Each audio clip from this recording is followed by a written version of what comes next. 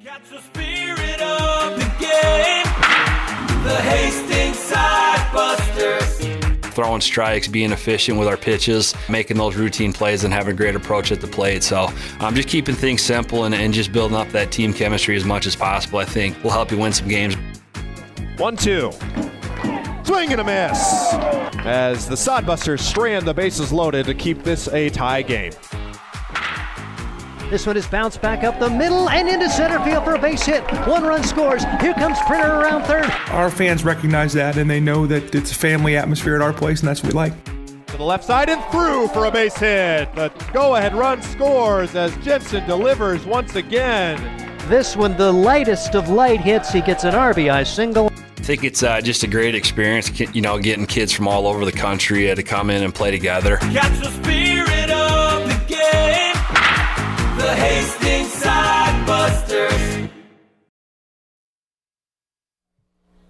Baseball is a game where something new can happen every night. Even during my advanced years, I can't recall a college-level game where a winning team never got a ball to an outfielder in the air, but that was the case last night in a 7-6 victory for the Hastings Sodbusters over the Spearfish Sasquatch. The Busters used 4 hits, 11 walks, 2 hit batsmen, 3 errors, a double steal, and a lot of grit to rally twice. A sac fly to the second baseman brought home the winning run in the bottom of the ninth. Now Hastings shoots for a 3rd straight victory. They turn to lefty Ethan Marshall with the hopes of another quality start. I'm Steve Stein. Our producer's Noah Pagel. We'll hear from Ryan Valenta shortly. He has his Sodbuster spotlight with Kraton Jacobitz, who threw 7 no-hit innings on opening day. This is Sodbuster Baseball. Hi, I'm a baseball umpire. My job can get pretty stressful. I have to keep my eyes open at all times, and if I don't make the right call, people boo me. So to relax, I visit a Nebraska lottery retailer like this one and buy some scratch tickets. It always calms me down. Hey, you cut in line. I did not. All right, you're out of here. Hey, he didn't cut. All right, you're out of here. I feel better already. The Nebraska Lottery. Top prize odds vary by game. There's nothing like relaxing on a summer day. Nothing like taking in a Hastings Sodbuster baseball game. And there's nothing like an ice-cold Pepsi to make the day perfect. Pepsi Cola of Hastings wants to make your nothing like be the best day it can be, whatever the occasion. Enjoy your favorite refreshing Pepsi product throughout the Sodbuster season and make your nothing like memories. Pepsi Cola of Hastings, a proud sponsor of Hastings Sodbuster Baseball. It's one of our first few Sodbuster spotlights of the 2025 season. We've got one of the returning guys here, Ryan Valenta with the Hastings product, Kraton Jacobitz, right after his sensational start on opening day Friday night. 7 no-hit innings and just over 100 pitches. We were looking at the rules, Kraton, and we saw that there was a stipulation that if you were throwing a no-hitter, they technically still could have put you back out there. But talk about how you're feeling after that start, and were you hoping that maybe you would get out there to go in maybe another extra inning or two? Yeah, so I hadn't thrown too much all spring, and then I got out there, got the call from Printer yesterday at 1 p.m. that I was getting the start. I was just going out there, just trying to fill up innings and then just do the best I could. First inning was a little shaky, had me a little worried, got out of it, found my rhythm, kept on going. I actually didn't know my pitch count at all, and I didn't see it until later that night, but my arm was about as good as it could have been for throwing 100 pitches, and I was willing to do whatever it took to help the team. If you wanted me to go back out there, I would have had no problem with it. If you wanted me to hand it over to somebody else, I would have had no problem with that either. So how's the arm feeling today? And is that probably the best outing you've ever had, maybe college or even your high school career? Yeah, so the arm's a little tight today. It doesn't hurt too bad, which is good. Overall, the entire body's sore, which is what you want to feel the day after you have a long outing. So you're coming back here for another summer. And, reason probably, you're a local guy. You've pitched on this field many times, but just finished up your second year at Cloud County. What was your motivation to come back this summer? And how'd your spring look at Cloud County? Well, my motivation to come back was I've grown up around the Sodbusters. I came out to their opening day when they first started. I've known Scott for a while. I knew Printer coming back, and I had so much fun last year, and I just wanted to see if I could recreate that feeling. All right, and Cloud County, looks like you saw a few appearances on the mounds for the T-Birds. Talk about your spring there, and now that you're finished with your second year, what does the future hold for you? Yeah, so my spring was pretty solid. I didn't get a ton of outings, but when I did, I felt like I went in and made the most out of them. And for the future, I'm not quite sure yet. I've gotten guys, I think you're one of 5 guys maybe returning on. There's a lot of new faces, and we're here on day number 2. What's it been like to be back as a sodbuster and maybe pass on some advice or some words of wisdom to the new guys here? Yeah, so one thing I've learned from college ball that's completely different from high school is every year you're going to meet a ton of new people. You have to get to know their personalities, like who they are, what makes them tick. And so that's always tough, but it makes it a little bit easier coming back, knowing a few guys, and like knowing that you can show other people the ropes of what this team's about. All right, what is your goal for this summer? Obviously, to get some more innings, I hope, but mechanically or fundamentally, any specific thing that you're focusing on here with the Sodbusters this summer? Well, yesterday I had a couple issues with my slider, so my real main concern is just to get that really honed in for the rest of my career, and then obviously just work on some hitting spots and location overall. All right. Well, you're an Adams Central guy, and they just had their best state tournament run of their short career. I know you were so close to getting to the state tournament on multiple occasions. You still keep up with any of those guys, and did you have any contact with them over their state tournament run, or just what was it like to see your old team make it pretty far in state this year? Yeah, so a lot of those guys that were seniors, they were sophomores when I was a senior, and so like they plugged in roles that where we needed them when I was a senior, and they did a great job. And in Adams Central, most of the kids always played 2 or 3 sports, so we all knew each other all year round. We were all really close, and so it was great to see that team go far and cheer them on. Awesome. And for the Sodbuster team this summer too, you talked about Coach Printer, who is a player the last 2 years and just fresh out of college. So kind of like under Coach Weiser last year too, you had a guy that was just out of college and doing that for the second year. What has Coach Printer been like? What's kind of his energy and kind of message been to the team early on? And how do you feel about having somebody that's not too much older than you as a head coach? I mean, I don't have a problem with somebody not being too much older than me being a head coach. It worked really well last year with Danny. As long as they're knowledgeable, doing the best they can and encouraging players, I think that's all they can do. And Printer's done a great job of that so far. All right. And then I remember we caught up with you last year. Remind us, in college, you said you didn't know where you're going yet, but career goal, if you have a job, something in mind that maybe you're looking to accomplish after you finish your final 2 years as college?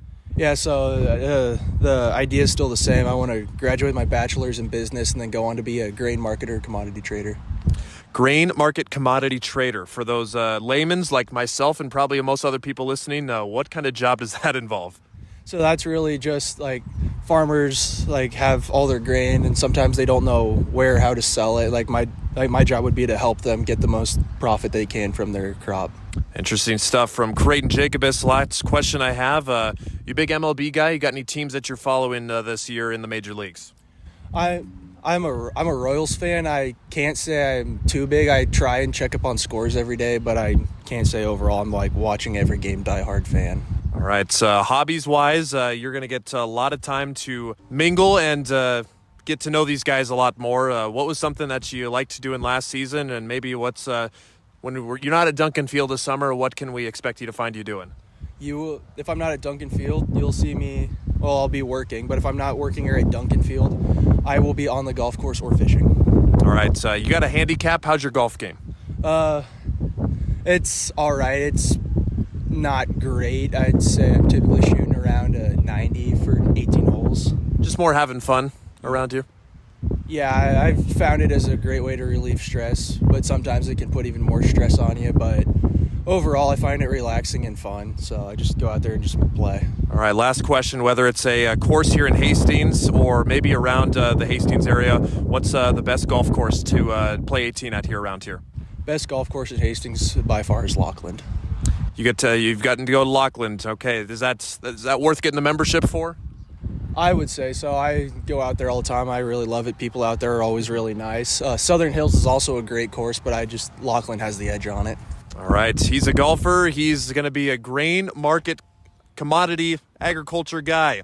Kraton Jacobitz, left-hander for the Sodbusters. That's our first Sodbuster Spotlight of the year. We'll check out more. Visit us on Spotify for more Sodbuster Spotlights. I'm Ryan Valenta.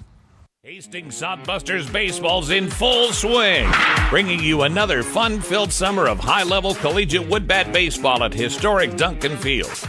A great way to spend a summer evening with your families at a Sodbusters baseball game.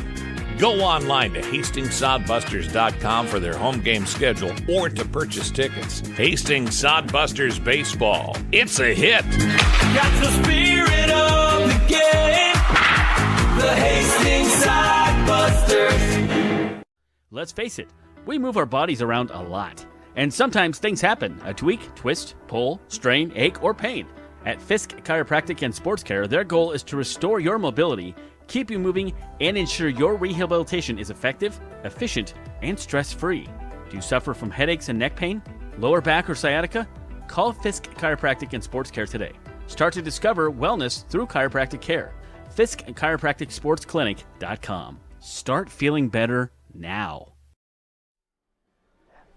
Welcome back to Duncan Field as we get set to go for game number 3. The Hastings Sodbusters and the Spearfish Sasquatch. Hastings looking to clinch the series today as they've won the first 2 games 5-1 on opening night behind the aforementioned Kraton Jacobitz, who tossed a 7 no-hit innings. As Hastings never really felt threatened, even though Spearfish did get a run in the 9th inning. Yesterday, a different story, and it's odd. 2 days ago, it felt like the game was going to take 5 hours. After the first 2 innings, we'd seen 80 pitches thrown. Yesterday, we'd seen about 40 pitches thrown, but then the rains came, and the game bogged down, and the walks, and the missed opportunities. And when all is said and done, a game which carried past 10 o'clock almost saw the Sodbusters rally twice, first from 4-0 down to take a 5-4 lead, then after falling behind 6-5 at the bottom of the 9th, 2 runs to win it by a score of 7-6 and an unusual line score as Hastings amasses 4 hits in the game. A ground ball through the right side of the infield was the hardest hit of the 4. There was also a blooper to center field and 2 infield singles. They used that. They used 11 walks, 2 hit batsmen, a double steal, and a sacrifice fly to the second baseman, which came on pitch number 200 for the Spearfish Sasquatch. And Ryan Valenta, 7-6 the final. The Hastings Sodbusters 2-0, just like they drew it up. Well, Steve, I haven't been doing baseball anywhere near as long as you, but also a first for me seeing a game end in that fashion and just how it led up to it. We were keeping track of it throughout the middle innings and just wondering, they haven't gotten a ball to the outfield, or at least not one on the fly. That one single up the middle that just barely reached the outfield was really the only thing, and maybe that sac fly too, because that did end up getting to the outfield grass. But what a time for the Sodbusters to dig deep and find a way somehow to keep themselves 2-0 on the season. Every game is important because you don't know how many other opportunities you're going to get in games like this. Spearfish, their pitcher yesterday, who started on the mound, Caleb Hoppy, he was dynamite through those first 4 innings, and I really think that it was unfortunate for Spearfish. The rain kind of was falling the hardest when they were in the field, and then when Hastings came back up to bat, the rain lessened a little bit, but he showed for the first 4 innings that he was in control of this game. Just very tough luck for this Spearfish squad, who obviously is going to be coming into today hungry for a win, as they have been just right there for the past couple of games. They did not really see much offensive action in Game 1 of the series back on Friday. Yesterday was their best opportunity, and a little bit a better idea of what the Sodbusters are going to be all about. And these new Spearfish guys who have never played in this ballpark before have a little bit better of an idea too. But start over today and we'll go for a series win. Sodbusters would be able to do that with a win here this afternoon. And it's certainly frustrating when your dudes can't throw strikes, and Spearfish can look back at 11 walks and 2 hit batsmen. If you're thinking, well, it was a really small zone, I just didn't get that vibe, because the Hastings pitchers, their guys, only walked 3 while hitting 2, and the Sodbusters win despite striking out 14 times in the game. So On a night where it's rainy, just put the ball in play. We didn't see very many balls put in play, quite frankly, but Hastings put enough in play to win the contest by a score of 7-6. Different looking lineup today for Hastings. Spearfish, kind of a mix of day one and day two, but guys still arriving for this Sodbuster team, so they're able to sprinkle some new guys in. And so let's take a look at the starting lineups in advance of game number 3. The Hastings Sodbusters and this Spearfish Sasquatch. First of all, for Hastings, it'll be Drew Vega playing center field for what we believe is the first time for the Hastings Sodbusters. Normally a middle infielder, generally a second baseman, but Vega starts in center field for Hastings. Chase Phillips will play second base and bat second, his first day in the field as a Hastings Sodbuster. Ryan Jarvis, first baseman, batting third. It's Weston Johnson in left field, batting fourth. Luke Causey in right field, he's batting fifth. It's Brock Cross, newcomer to the lineup, designated hitter, and batting sixth. Batting seventh is Jude Greaves. He's the catcher. Batting eighth, Ethan Foley at third base. And batting ninth and playing shortstop for the first time for the Sodbusters, Jaden Shabry. It'll be Ethan Marshall on the mound for Hastings. Once again, Vega, Phillips, Jarvis, Johnson, Causey, Cross, Greaves, Foley, Shabry, with Marshall doing the pitching. For the Spearfish Sasquatch, Ethan Mooser will lead off and play right field. Ben Foyer, the shortstop, batting second. It's Sam Kwapnowski at the center field position and batting third. Seth Nelson at first base, batting fourth. Giovanni Mastarosa, the catcher, batting fifth. Batting sixth is Owen Michelson in left field. Batting seventh, Peyton Fort at third base. Chase Scott, the DH, batting eighth, and Wilson Kiefer, the second baseman, batting ninth. Aiden Brothers gets the start for Spearfish. As the Sodbusters 2-0, the Sasquatch 0-2. Game by the numbers. After the first 2 games of the year, Hastings sitting at 241. Their team ERA at 2.5. Spearfish 194 through the first 2 days of the year, and 3.36 their team ERA. One statistical anomaly so far, and they say you kind of follow the personality of your head coach. You love the aggressive nature of Josh Printer and his crew. 10 for 13 in stolen bases the first 2 games of the year. Spearfish does not have a stolen base. Part of that, Duncan Field, you're going to run a little bit, you're going to manufacture runs. Spearfish more built to slug it, and so we'll see how that goes for Hastings today. But they've been very aggressive, and it was a double steal that set the foundation. A double steal and an error had the tying run come across, and then the Sodbusters getting the go-ahead run on a sacrifice fly to short right field. The coaches for the Hastings Sodbuster, Josh Printer, and Corey Caranda is in uniform tonight. He's back for the first time, and we'll see where he stations himself. Sky Galusha, owner GM, was supposed to be given his duties off in terms of being an assistant coach. We'll talk more about that as our broadcast continues. Meanwhile, for Spearfish, they're still awaiting their head coach, Justice Scott, who will arrive in early June. So good opportunity for Ryan Bachman and Octavio Sanchez to share the head coaching duties. Matthew Gonzalez, who played for the team last year, is volunteer assistant for this Spearfish team. It's 2-0 Hastings, 0-2 Spearfish. And I mentioned Scott Galusha. We'll see if he's coaching first. He said he loves Josh Printer. Josh Printer's just another Scott Galusha of a different age. They have, baseball, sometimes the superstitions come into play. Scott is, if you really want to know this, wearing the same underwear. He's got the same socks. It has been laundered, but 2-0, so he's not messing with the streak. And Josh Printer even mentioned, we're 2-0. Do you want to come back down there? I will if you want me to. So Scott's in his coaching garb. Whether he coaches today or not, I guess remains to be seen. Don't you love the superstitions for baseball? This, whatever it may be. I mean, if you've ever seen the baseball movie Major League, the burning of the cigar, the pouring the shot in Jobu's cup, anything like that.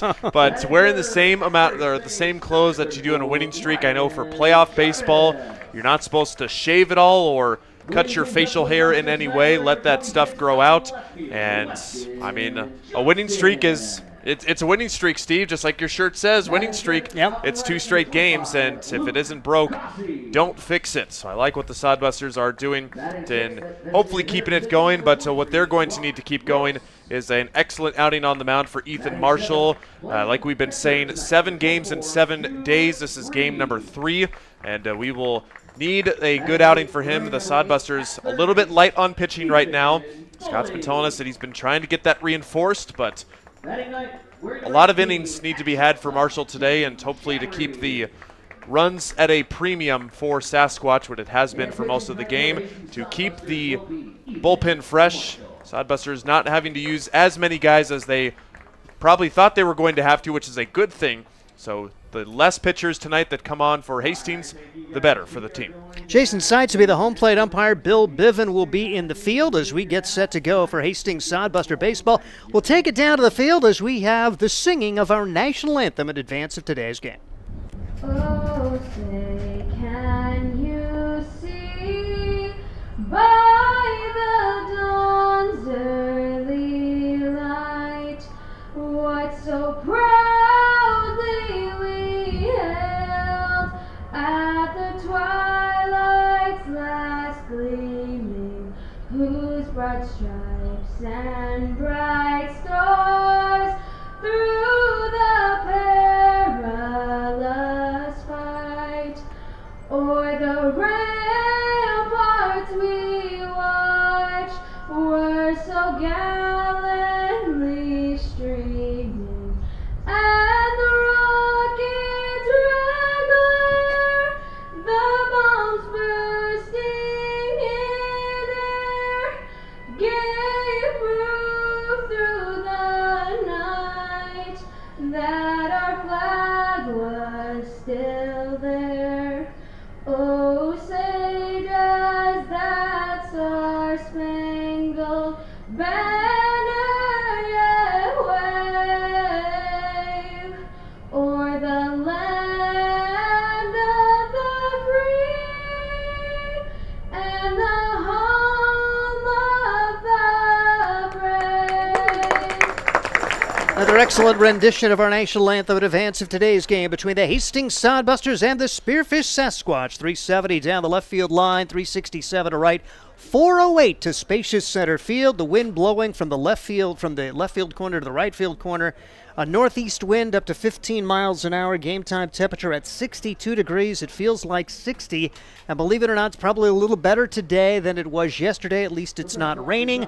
We saw 353 pitches, most of them in the rain yesterday. To tomorrow's game, pretty much in jeopardy, but we'll see if we can get through today dry. And the Hastings Sodbusters in their black jerseys today with the gold numbers, the white pants. They were 8 and 7 in the black jerseys a year ago, and they're going to be taking on a Spearfish squad with their gray uniforms, the black numbers. And the Sodbusters will send a left-hander, Ethan Marshall, to the hill, getting his first start. Saginaw Valley State, his home college. In the spring, he had 3 2/3 innings pitched, a 9.82 ERA. Those spring numbers don't mean a whole lot if the first 2 days are any indication for this Hastings Sodbuster squad, getting the excellent start from Kraton Jacobitz on day number 1. And I was really impressed with Derek Rocket, who only had a few appearances for Arkansas Tech, but he looked pretty good in the opener for the Hastings Sodbusters yesterday, and hope for a quality start for Ethan Marshall. Defensively, it's Jude Greaves behind the plate. At first base, Ryan Jarvis. Second base, Chase Phillips. Shortstop, Jaden Shabry. And the third baseman is Ethan Foley. In left field, Weston Johnson. Center field, Drew Vega. In right field, Luke Causey. We'll keep an eye on that middle infield combo playing together for the first time, as you had Vega and Loera teaming up at second and short the first 2 games. 2 brand new guys out there for the Hastings Sodbusters. Shabry, the recent high school grad, and Chase Phillips, the Aurora product, out there in the field for the first time. And the first pitch is fouled away for Ethan Mooser. Mooser, an excellent day yesterday as he went 2 for 3, knocked in 3 and scored once. He's from northern Colorado, his hometown Mount Elgin, Ontario. 2 for 5 in the series so far. Left-hander against left-hander, and the 0-1 delivery is fouled back 0-2. Another reason you want to start Ethan Marshall is the success that the left-handers have had against a very left-hand heavy lineup for Spearfish, as you saw Kraton Jacobitz throw 7 no-hit innings against that predominantly left-handed lineup on Friday night. 0-2 pitch on the way. Just misses inside. The count goes to 1 ball and 2 strikes on Ethan Mooser. Mooser, a Canadian from Mount Elgin, Ontario, watches this pitch go by for a ball. 2 balls, 2 strikes on Ethan Mooser. Yeah, Rocket getting a start yesterday, and Derek Pepper in the zone with strikes for the most part. Only walked 1 and hit 1. They did hit him a little bit, but not a lot of hard contact. This one lofted in the air to right center field, and that's going to fall in front of Vega, who fields with a bare hand on 1 hop. That was kind of the Spearfish approach yesterday. Just put it in play, and that allowed them to get in double digits in hits. Had only the 1 extra base hit, it was a triple. It's Steve Stein, Ryan Valenta, bringing you Sodbuster Baseball as Ben Foyer steps in, right-handed hitter.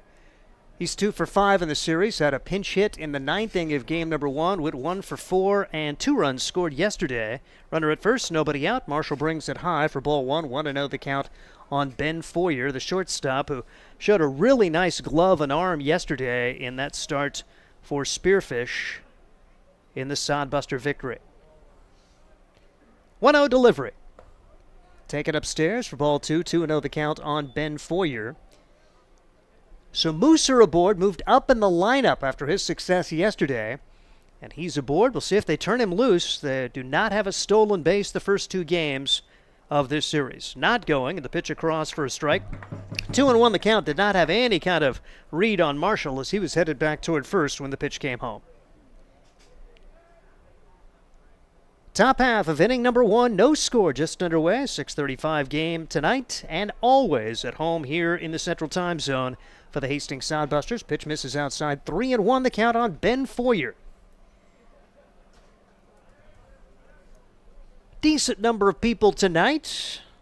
Appreciate the hardy fans of the Hastings Sodbusters. Runner goes, the pitch is fouled away, and it goes to 3-2. So Spearfish trying to manufacture runs in the early going as Ryan Bachman over at third base, sending his runner, Mooser, Octavio Sanchez, coaching first for Spearfish. Just getting rolling, top half of inning number 1 between the Sasquatch and the Busters.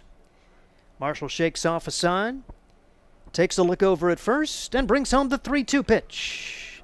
Popped up, right side, foul territory. It's playable, and making the grab is Sodbuster Luke Cossey for the first out. So good job battling back for Ethan Marshall. 1 on and 1 out, and Mooser still at first. Cossey went way beyond the foul line there. He was probably halfway between the foul line and the out-of-play territory down into the bullpen off the bat. I thought that was going to be a little lazy fly ball.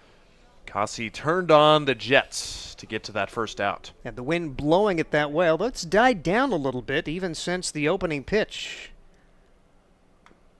Foul ball off the bat of Sam Kwapnowski. He's a Columbus High guy. That's Columbus, Nebraska for the folks listening out of state. Not too far from Hastings.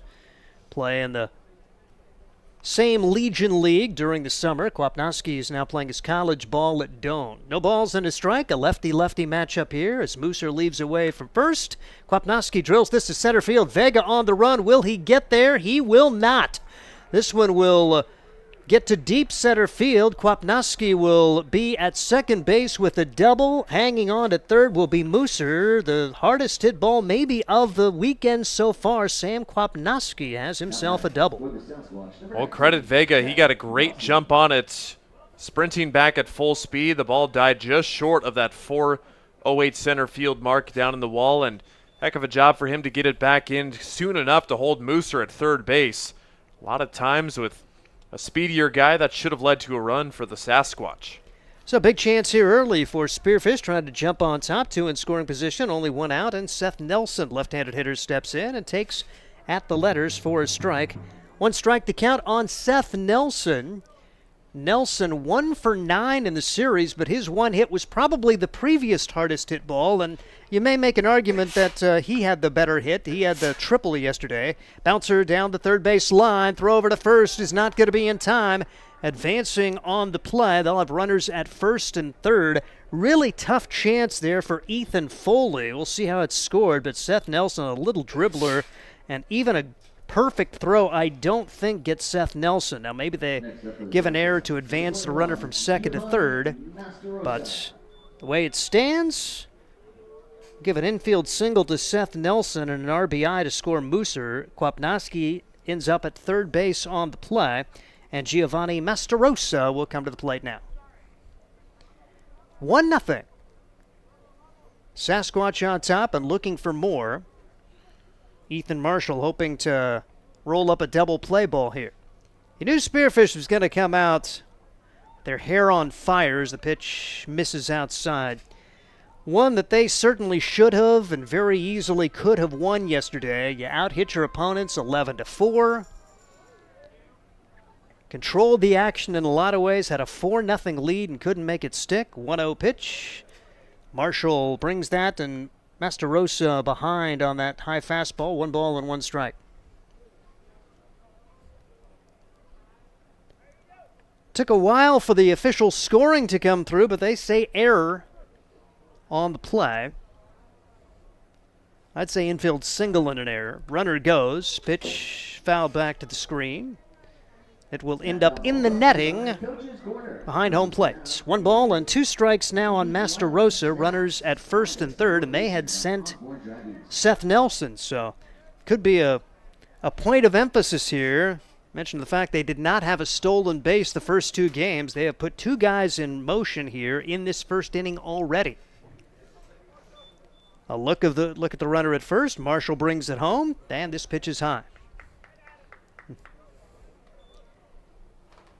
As the count goes to 2 balls and 2 strikes on Gio Masterosa. 1 out, 2 on, 1 home for Spearfish in the top half of inning number 1. Now there's going to be stoppage of play as Jude Greaves, the catcher, comes out and flashes the sign to his infield on a potential play at second base. Gets back in his catcher's box, and Masterosa trying to bring home the second run of the game for Spearfish in the top half of inning number 1. Pick play at first, and back in standing up is Seth Nelson.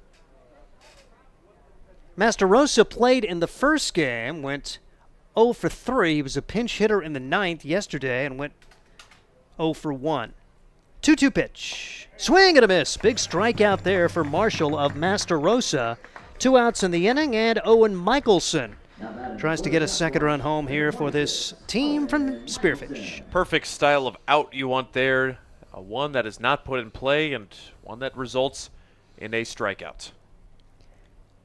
Runners at the corners, 2 men out, and Owen Michelson steps in for Spearfish. Went 0 for 4 with a run scored yesterday. He's from UNC Asheville. Runner goes, throw down to second base, is not in time. It's into center field. Run's going to score. It'll be a stolen base and an error because the runner at third did not take off. I'm kind of surprised Kwapnowski didn't go until the ball got by the second baseman, and the throw down from Jude Greaves offline, allowing Kwapnowski to score. Seth Nelson gets a stolen base, and it's 2-0 with the runner at second base and 2 men out. As Michelson trying to deliver a second one, and he will loft this one in the air to the shortstop. Jaden Shabry makes the catch, F6 the play there, and that'll do it for Spearfish. But they come up with 2 runs on 3 hits. We'll say 2 errors at this point, and 1 man left, and we're to the bottom half of inning number 1. Sasquatch 2, Hastings coming up. This is Soundbuster Baseball. At Hastings College, we celebrate all the ways you shine. From more than 20 athletic teams to band, choir, theater, and art, plus esports, creative writing, speech, and media. Join in to earn a scholarship and find your people, the friends you'll hang out and have fun with. It's what makes Hastings great. So check out Hastings College, where your experience matters, in the classroom and in the activities you love to do. Visit us at hastings.edu. CPAs is your locally owned, full-service accounting firm. Our team of professionals have years of accounting experience and focus on building in-depth relationships with our clients. Our comprehensive and customized solutions are tailored to your specific needs. We pride ourselves in our commitment to integrity, objectivity, and professionalism. At Core CPAs, we provide tax services, payroll, bookkeeping, assurance and financial reporting, and much more. Visit our website at corecpas.us. And at the bottom half of inning number 1, as the Soundbusters some work to do already, they trail it by a score of 2-0, and they'll face Aiden Brothers. He's a right-hander from Oklahoma Wesleyan. The Eagles, he's from Gridley, California, went to Yuba Community College prior to his time at Oklahoma Wesleyan. And he had a spring in which he went 1-0 with one save, a 7.71 ERA, making 9 appearances, and pitched 16 and a third innings, 20 strikeouts, 13 walks. His defense, Giovanni Mastarosa behind the plate. Seth Nelson will be at first. At second base, it's Wilson Kiefer. Third base, Peyton Fort. Shortstop is Ben Foyer. And the left fielder is Owen Michelson. In center field, it's Sam Kwapnowski, and Ethan Mooser is in right, as here comes Drew Vega stepping in and taking ball one. 1-0 the count on Drew Vega, 3 for 7 in the series, a multi-hit game against the Sasquatch on Friday. Knocked in 1, scored twice, told 2 bases. Yesterday, 1 for 4 with an RBI and a run scored. Takes the pitch high for a ball. 2-0 the count on Drew Vega, one of the top run producers a year ago for this Hastings team, as he hit 346 for the summer. 15 runs batted in, 33 runs scored, led the team in stolen bases as well. The 2-0 delivery on the way, and this one is pop foul behind us, and the count goes to 2-1 on Drew Vega.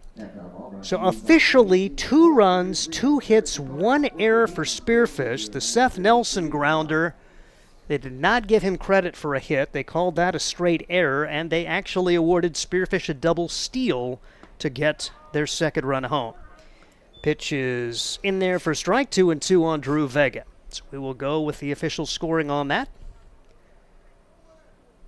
As the right-hander at the plate, Drew Vega bounces this one back to the pitcher. Brothers has got it. He'll underhand it to first, and 1 up, 1 down for the Sodbusters in the home half of inning number 1. That'll bring to the plate Chase Phillips. First opportunity to swing the bat, the Aurora High School grad. If you're out of state, Aurora's not too far from Hastings. It's not an Aurora, Colorado guy. Aurora, Nebraska. Playing his college ball at Metro Community College, Kansas City, and was supposed to be a pitcher only. He's turned into a really good field player there and hit 266 this past year and didn't get a chance to pitch much. Had a couple of home runs, knocked in 25, scored 42 times. Takes strike 1. Chase Phillips watches that one go by for a ball. He was involved in last night's game, had 3 really good innings, got roughed up a little bit in the ninth. Would have taken the loss had not the Sodbusters rallied. Checks his swing here, or did he? He did not. Now down to the count, 1 ball and 2 strikes on Chase Phillips. Went 3 1/3 innings, allowed 2 runs on 3 hits, struck out 4 and walked 2, but loved his approach, just got it and fired it.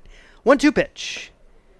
Taken high and outside. Count goes to 2 balls and 2 strikes on Chase Phillips. 1 out, nobody on, 2-0. Spearfish on top, bottom half of inning number 1. 9-inning contest with the Wood Bats here in Summer League Baseball. 2-2 delivery. Down low in the dirt, 3-2 on Phillips. Vega with the ground out. See Ryan Jarvis coming up next. Chase Phillips in the right-handed box, and Aiden Brothers winds and delivers. Misses outside, and Chase Phillips nearly hit the on-deck batter with his bat. It was Jarvis was actually coming to the plate. He almost hit the in-hole hitter, as Weston Johnson didn't see it coming. That would be a terrible way to lose one of your dudes, is to nail him in the head with a bat. And of all guys, Ryan Jarvis, don't hit him. Yeah, that's right. Ryan Jarvis comes to the plate, had one of the hits and probably the key hit of the game. Takes this one the other way, and that's going to fall in for a hit. Little bloop single for Ryan Jarvis, who led off the ninth with a single. He was lifted for a pinch runner, but that set the stage for the 2-run ninth inning, and the Sodbusters would win it. So the last 2 have reached after the ground out. 2 outs, 1 on for Weston Johnson. Weston Johnson scored the winning run yesterday. Went 0 for 1, walked 3 times. Very much a part of that game, and he went 2 for 3 on the opening night with an RBI and a stolen base, so 2 for 4 in a couple of games. He's an Arkansas Tech guy. First and second, 1 out. Sodbusters trying to come right back, trailing it 2-0. Big swing, no contact, no balls, and a strike on Weston Johnson, batting in the 4 spot for the Hastings Sodbusters. And Weston Johnson, go ahead and say that. Johnston, getting the extra T back in sorry there. about that. Got Madeline watching with us on the stream. Appreciate everybody taking the time and watching us and making sure that we're getting everybody's name right here. As the right-handed batter, Weston Johnston up there. Had it written right, just can't read. And I certainly can't read the computer that you're trying to show me, man. I'm Just sorry. say it. Okay. Looking over on the screen next to me, that ain't happening. Count goes to 1 ball and 2 strikes on Weston Johnston. Did not play in the spring for Arkansas Tech as Weston stands in, trying to move those runners up. Off-speed pitch in the turf, and runners will advance. It's a wild pitch, so now Phillips to third, Jarvis to second, and the count 2-2 on Johnston for the Hastings Sodbusters. Guy that did not get a hit last night in the Sodbusters wins, but did reach base 4 times. 3 walks and a hit by pitch. So you know he'd love to get a hit right here and maybe even tie the game. Second and third, 1 out. Weston Johnston at the plate. And Brothers brings it home, and this one is lined through the right side. 1 run will score. Here comes the second run home. The throw is not in time. Advancing on the play will be Johnston. It's a single, 2 runs batted in, and the Sodbusters have gotten it tied in the bottom half of inning number 1 on the 2-run single, Weston Johnston. There you go. Speak it into existence. Johnston did exactly that. Ties the game up. Just goes opposite way with the pitch in the outside part of the zone. A lot of times when you're in protect mode with 2 strikes, you can try and just get your hands to that ball too quick and yank one over to the left side. Waits for the ball to come to the barrel and puts it in a perfect spot. Here comes Luke Causey for the Sodbusters, trying to grab the lead now. It's a 2-2 deadlock. Sodbusters halfway to their hit total of yesterday as they have 2 hits here in the first. The walk to Phillips with 1 out. He comes in to score along with Ryan Jarvis, who blooped 1 to left. And Johnston takes 1 to right, and the Sodbusters have gotten it tied. Here's the pitch, and this one hit the other way. Third baseman's got it. Set the throw to first. Low throw, dug out nicely. Really good job there for Seth Nelson on the throw from Peyton Fort. There were 2 outs, no chance for advancement from Johnston. And it'll be Brock Cross to come to the plate after that ground out. Got to go over and ask Seth at first base, what flavor is that scoop right there? Nice backhanded pick. Not the easiest kind of pick to do as a first baseman. Here's Brock Cross, DH for the Hastings Sodbusters. Really excited to see this guy, one of the Buster babies just out of high school, and takes the pitch outside for ball 1. 1 ball and no strikes. He did okay his senior year. .494. 7 home runs, triple, 12 doubles, 37 runs batted in, and 17 runs scored for Brock Cross. He is going to be playing his college ball at Washington State. Swings and fouls the pitch away. 1-1 on Brock Cross. Bottom of the first, a 2-2 tie. I don't care if you can say, oh, if you're dominant in high school, you're not playing some good high school teams. That's a dominant mark right there. I don't care what league you're in. If you're hitting that much and almost hitting 500, you deserve some recognition. And you play high school ball in Arizona with those kind of numbers. They can probably play a little high school baseball in Arizona because you play it year-round. Lake Havasu, Arizona. Brock Cross, and going to be going on to Washington State. DHing today, listed as a first baseman, third baseman. Big swing, no contact, 2 balls and 2 strikes. It's neat to see these guys get college-level pitching for guys like Brock Cross and Jaden Shabry. Chance to come out and see some college-level pitching because it is different. Great experience to get some at-bats here before going on to college. 2-2 pitch, foul back. Remains 2 balls and 2 strikes on Brock Cross, and I don't know if they are going to pitch him. And Washington State may have some say in that if he's just going to be a position player there. But a guy who did okay, allowed 2 unearned runs, 17 innings pitched. That's it? That's it. Oh, man. 27 strikeouts, 2 walks, so can pitch it a little bit too. Ow, ow. 2-2 pitch on the way. Takes it low for a ball, now 3 balls and 2 strikes on Brock Cross. So certainly capable as a pitcher. Like I say, whether he's used as a pitcher, I guess remains to be seen. And, your D1 coach may have some say in that, whether Hastings even has that option. 3-2 with 2 outs, runner at second. Sodbusters have gotten it tied here in the bottom half of inning number 1. Shaping up to be maybe one of those games, at 2-2 already, and we're not out of the first. Had the hard hit double from Kwapnowski. Sodbusters haven't tried to do too much here in the bottom of the inning. Just a little blooper and then solid single. And a swing and a miss as Cross goes down on strikes in his first at bat for the Hastings Sodbusters. But they come up with 2 runs on 2 hits. 1 man left, the big hit from Weston Johnston. And we head to the second inning. It's a 2-2 tie. This is Sodbuster Baseball. Blue Fork Kitchen features elevated comfort food in a family-friendly, fast casual environment. With a full menu, you can sit down for a nice meal or order online for pickup. From salads and wraps to burgers and steaks, Blue Fork Kitchen has your kind of food. Open Tuesday through Thursday, 11 to 9 p.m., and Friday and Saturday, 11 to 10 p.m., with a special brunch buffet Sunday from 9 to 2 p.m. Blue Fork Kitchen is located in the Cimarron Plaza, 38th and Osborne Drive in Hastings. Like them on Facebook. Make your next pit stop at the Coach's Corner. A friendly staff and a deep lineup of snacks. You can find Coach's Corner in North Hastings on Osborne Drive East.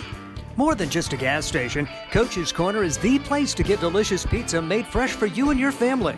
Don't take our word for it. It's so good it'll be featured at selected Sodbuster home games this season. For a convenient and clean experience, be sure to check out the new convenience store in North Hastings, Coach's Corner. Out of the second inning of a 2-2 game, so the Hastings Sodbusters getting 2 back after Spearfish scored 2 in the top of the first, and we'll see what Ethan Marshall can get done in inning number 2 as he was roughed up a little bit through 22 pitches. The good news is 15 of them strikes, didn't walk a guy, and again, that's one of the keys in any level of baseball, anywhere, but particularly Duncan Field, because it's not easy to score runs at Duncan Field with the dimensions of this park. Going to have to play some small ball, and the Hastings coming right back, getting that walk, and then the 2-run single from Weston Johnston to get it tied after Spearfish was able to get Seth Nelson aboard on an error, and then they had a successful double steal. As we'll see Peyton Fort come to bat for Spearfish. Peyton Fort out of North Iowa Area Community College, the Trojans. 2 for 6 so far against Hastings. He was 2 for 4 yesterday in the 7-6 Hastings victory. Pitch swung on and missed. No balls and a strike. Peyton Fort is the beer batter today, so fans are more excited when Peyton Fort comes to the plate, as if he strikes out, then there's some sort of beer special that happens here at the ballpark. 0-1 delivery. This one hit in the air toward the second baseman. Chase Phillips knocks it down on one hop, throws to first. Nice recovery there. That was not an easy play. Couldn't catch it in the air, able to keep it in front. Quickly gathered it and gunned down Peyton Ford for the first out of the second inning. Wasn't pretty, but no pictures on the scorecard and made the out there. I was wondering, you can wait back and let it get a clean exchange on it, but able to knock it down and keep it close enough, too. An impressive feat by Phillips. Chase Scott at the plate now. 1-0 the count on him. Chase Scott, 0 for 4 the first day. He was involved in pitching yesterday and had a bit of a struggle. Takes the pitch for a strike, 1 ball and 1 strike. His line, a third of an inning, allowed 3 runs, 2 of them earned. Didn't strike out anybody, walked 3 and hit 1. And really, that was the inning where you say, hey, Hastings can win this thing, because they had not been able to do much offensively, but able to get 3 runs on no hits to grab a 5-4 lead. Pitch taken low and outside. Count goes to 2-1. They would see that lead evaporate, but win it in the bottom of the ninth. Now trying for the first 3 games here against Spearfish. These 2 teams meeting only 5 times last year. Pitch swung on and missed, now 3-2. They'll meet 4 times before they see anyone else. And then there'll be a 3-game series in the middle of June at Spearfish. Those are the only 2 scheduled series, so 7 games this season after 5 games a year ago. As the pitch fouled away from Chase Scott. Remains 3 balls and 2 strikes. 1 out, nobody on, a 2-2 tie in the second inning. And Ethan Marshall out there for his second inning of work for Hastings. Has now thrown 30 pitches. Reaching safely here will be Chase Scott. He's aboard with 1 out, and Wilson Kiefer will come to the plate. So after the walk to Scott, Wilson Kiefer, number 9 hitter, will step in. He played on Friday, went 0 for 3, did not see the field yesterday. Right-handed hitter against the left-handed pitcher Ethan Marshall. Off speed, Drops out of the zone for ball 1. 1-0 the count on Wilson Kiefer. Kiefer out of Northern Colorado. Played in South Dakota at the Mecca of American Legion baseball, Rapid City. His high school was Rapid City Christian. They can play some ball in the summer there at the high school level. American Legion ball in Rapid City, year in and year out, really, really good. 2 balls, no strikes, the counts. Marshall trying to find the zone here as he takes a look at the runner, brings it home, and this one is rifled back up the middle. Shabry to Phillips for 1, over to first, double play. Wondered how that new double play combo would look. Well, that's a pretty good start. Shabry to Phillips to Jarvis, 6-4-3, and Spearfish sends the minimum to the plate here in the second. No runs, no hits, nobody left. Bottom half of inning number 2 on the way. It's a 2-2 tie. This is Sodbuster Baseball. Hi, I'm a baseball umpire. My job can get pretty stressful. I have to keep my eyes open at all times, and if I don't make the right call, people boo me. So to relax, I visit a Nebraska lottery retailer like this one and buy some scratch tickets. It always calms me down. Hey, you cut in line. I did not. All right, you're out of here. Hey, he didn't cut. All right, you're out of here. I feel better already. The Nebraska Lottery. Top prize odds vary by There's game. nothing like relaxing on a summer day. Nothing like taking in a Hastings Sodbuster baseball game. And there's nothing like an ice-cold Pepsi to make the day perfect. Pepsi Cola of Hastings wants to make your nothing like be the best day it can be, whatever the occasion. Enjoy your favorite refreshing Pepsi product throughout the Sodbuster season and make your nothing like memories. Pepsi Cola of Hastings, a proud sponsor of Hastings Sodbuster Baseball. At the bottom half of inning number 2, it is a 2-2 tie. The Hastings Sodbusters and the Spearfish Sasquatch, each team getting a pair in the first. We'll see if Hastings can grab the lead for the first time. Bottom of the order coming up, Greaves, Foley, and Shabry to go against Aiden Brothers, who battled his way through 25 pitches in that first. That one-out walk set the stage. Then Ryan Jarvis a bloop single. Weston Johnston with the 2-run single to get it tied. And now it's going to be Jude Greaves up there now for Hastings. Metro Community College, his home school in Kansas City. He's out of Oak Grove, Missouri. 0 for 3 the first day. Did not play yesterday and did not play in the spring at Metro. Right-hander against right-hander. Aiden Brothers winds and delivers, and it's fouled away by Greaves. No balls and a strike on Greaves. College teammate of starting second baseman today, Chase Phillips. Here's the pitch, 0-1 delivery, and this one swung on and missed. 2 strikes on Jude Greaves. A strikeout and a walk for Aiden Brothers in his first inning. Working quickly, he's atop the hill, looks in at his catcher, Masterosa, winds and delivers. Puts it high for a ball, 1 ball and 2 strikes on Jude Greaves. Jason Seitz, Bill Biven, the umpires today here at Duncan Field. It's been a very well umpired series so far, a variety of guys through the first 3 games. 1-2 pitch, fouled over on the Hastings side. Then down the line, it remains 1 ball and 2 strikes. That's where the head coach for the Hastings Sodbusters resides, Josh Printer. Got Scott Galusha coaching first. Don't mess with the streak, guys. Don't mess with the streak. So they're in the same outfits, same spots. Scott is coaching first. Sorry, Corey Coranda. Here's a ground ball to the third baseman. The set, the throw to first in time. Good job there for Peyton Fort to get it over to Seth Nelson. Jude Greaves is out to begin the second inning. Ethan Foley will step in now, making his Sodbuster debut as he is a Hastings guy, Grand Island Senior High grad. And playing his college ball at Coffeyville Community College down in Kansas. Went 308 in 5 games played in the spring. Good to see him have a chance to come back and play for the home team, if you will, in the summer. It takes ball 1, 1 ball and no strikes. Coffeyville Community College, home of the Red Ravens. The Jayhawk Conference has produced a lot of Division I players. 1-0 delivery. Pitch is in there for a strike, 1-1 the count. It's a long old haul to Coffeyville. That's basically almost Oklahoma. 1-1 the count as Ethan Foley stands in. It's the pitch and a bouncing ball to the left side. The third baseman steps in front of the shortstop, sets and throws. Really good looking play from Peyton Ford. He's got back-to-back chances that he has handled successfully. 2 outs now for Jaden Shabry.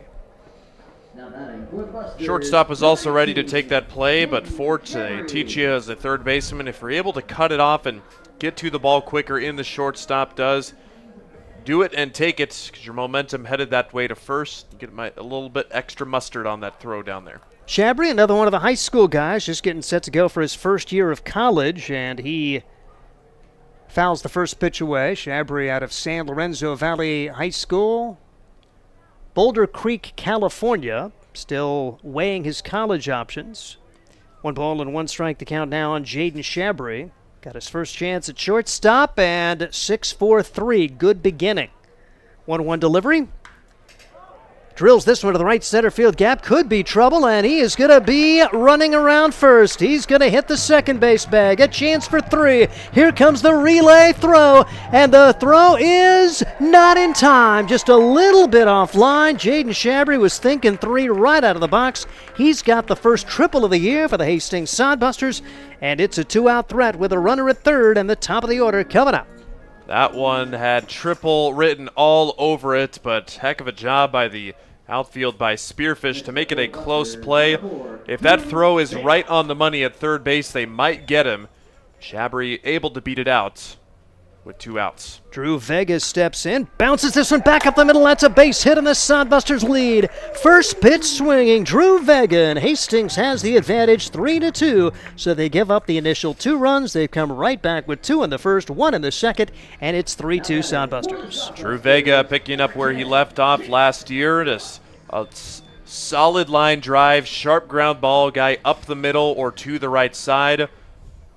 Does it again for Hastings. Didn't get the playing time he wanted for Arkansas Tech in the spring and had a good time last year. Here's a bouncer to the right side off the bat of Chase Phillips.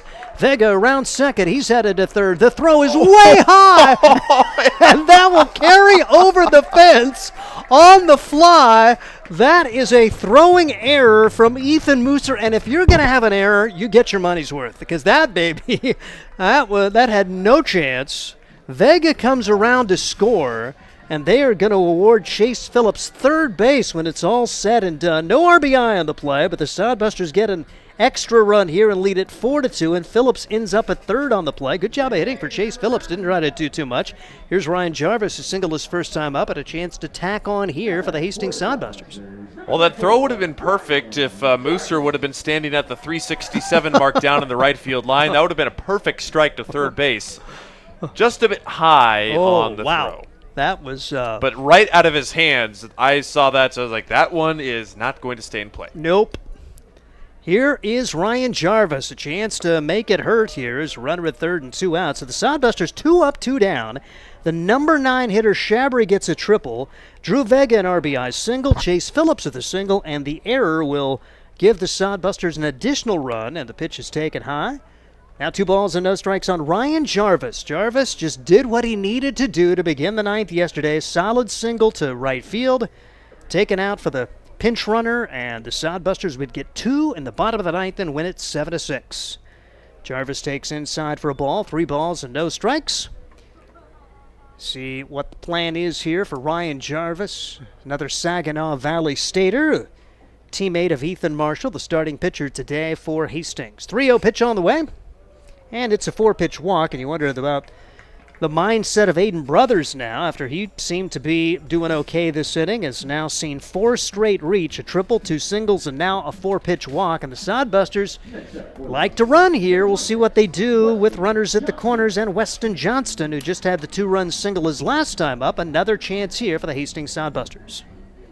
Yeah, 8 pitches recorded the first 2 outs for Aiden Brothers, and since then 4 straight reaches on 3 hits and a walk. Here's the pitch.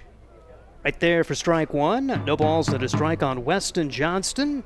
Able to get that 2-run single to get the game tied in the first, and a chance for add-on runs here in the second. 4-2, and we've not gotten through 2 complete yet in this one.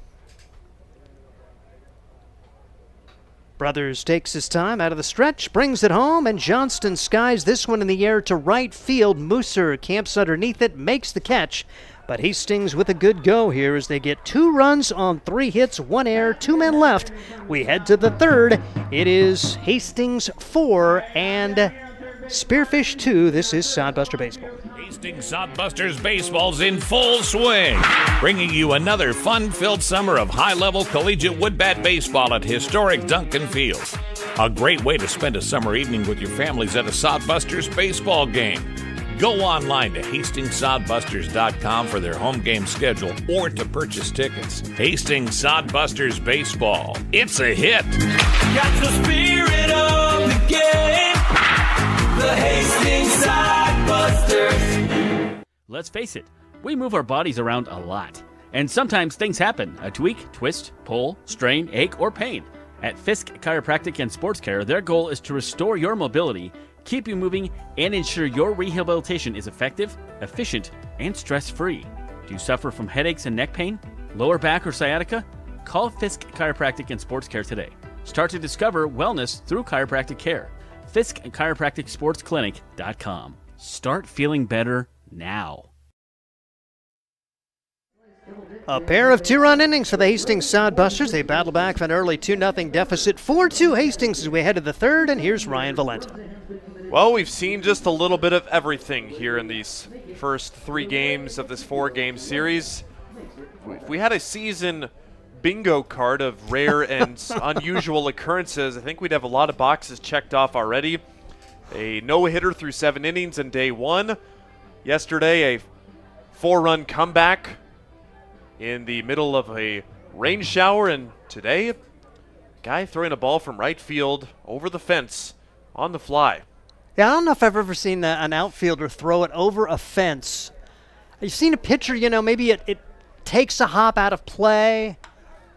You never know what you're going to see at the ballpark, is the short message there. First pitch grounding out to second base is the leadoff batter, Ethan Mooser, who is the guy that chucked it over the fence there.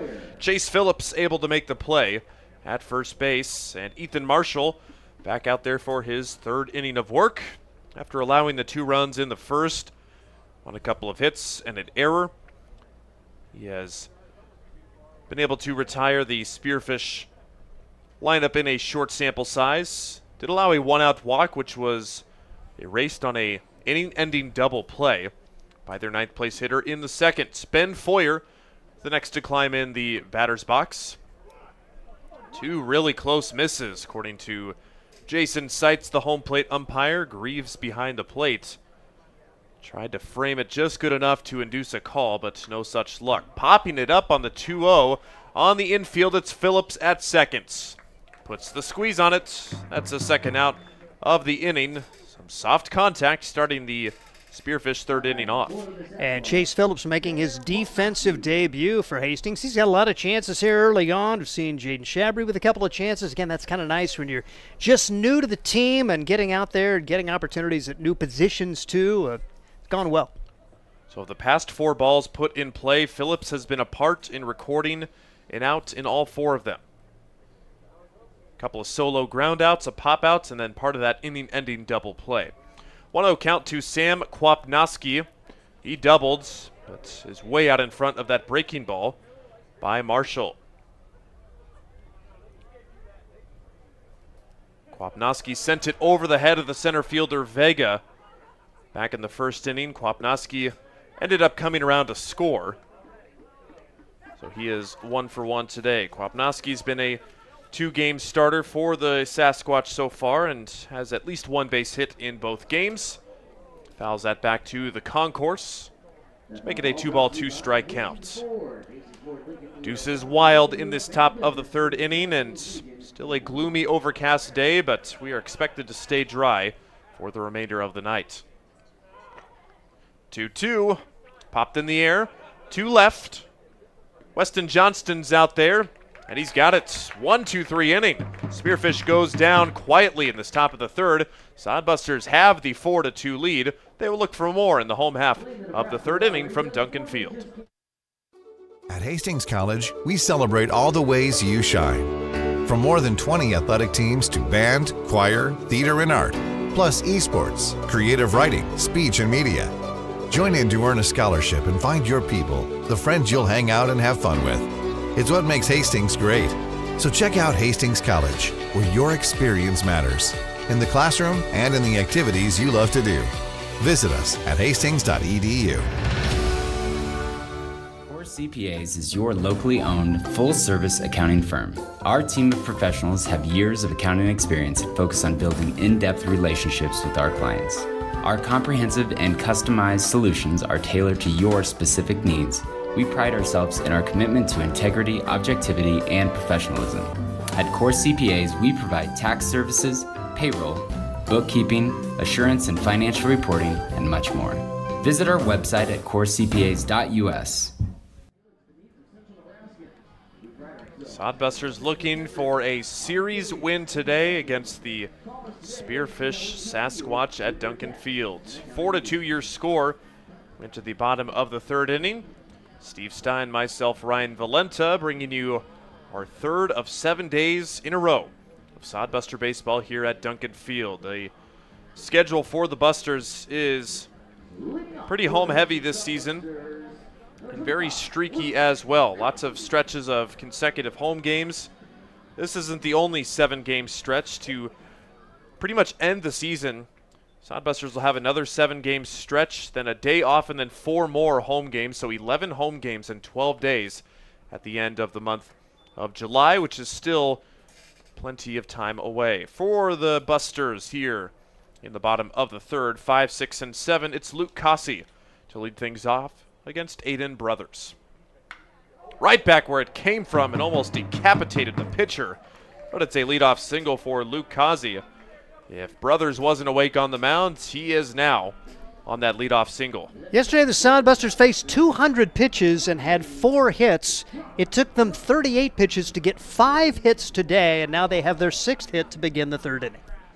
And the other big stat that we followed, too, that the Sodbusters didn't really get a ball on the fly into the outfield at all yesterday. And they did that with their 9th place hitter, Jaden Shabry. So they already surpassed that mark of yesterday's non-accomplishment, if you will. Brock Cross, as we mentioned, the high school graduate, getting his first playing time at the collegiate level, and probably one of the first times swinging a wood bat. He's down on the count, 0-1. Cross struck out swinging to end the first inning. Sodbusters have had 2 each in each of the first 2 innings, looking to continue that streak. Decent lead by Cossey at first, but he's not going, and Cross gets plunked. Hit by pitch, and that'll put a runner at first and second with nobody out. The designated hitter does his job and, well, gets hit. So that's a good sign for Hastings getting base runners on early and often. They've been ball magnets fairly often so far in the season. They were hit 5 times through the first 2 games. That is the 6th time that somebody has worn a pitch in this opening series. Showing bunt, popping it up right over our heads, and out of play is Jude Greaves. And somewhere Sawyer Duddleston is smiling, the Arkansas State guy who got hit about once every game, it felt like, during his time for the Hastings Sodbusters. Oh, let me pull that stat up real quick, because that was, it was unbelievable how many times Sawyer Duddleston got hit by a pitch last year for Hastings. 0-1, Greaves gets the bunt down this time.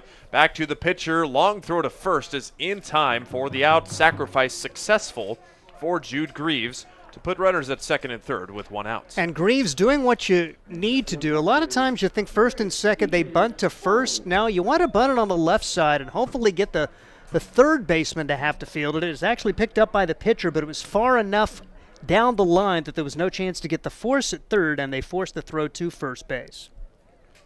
That's Sawyer Duddleston's stat, 22 hit by pitches in 35 games last year. Now the batter, Ethan Foley, he sprays it into right center field. It gets down for a hit. 1 run comes in. The second runner on the way to the plate. Throw cut off and late. 2 RBI single for Ethan Foley.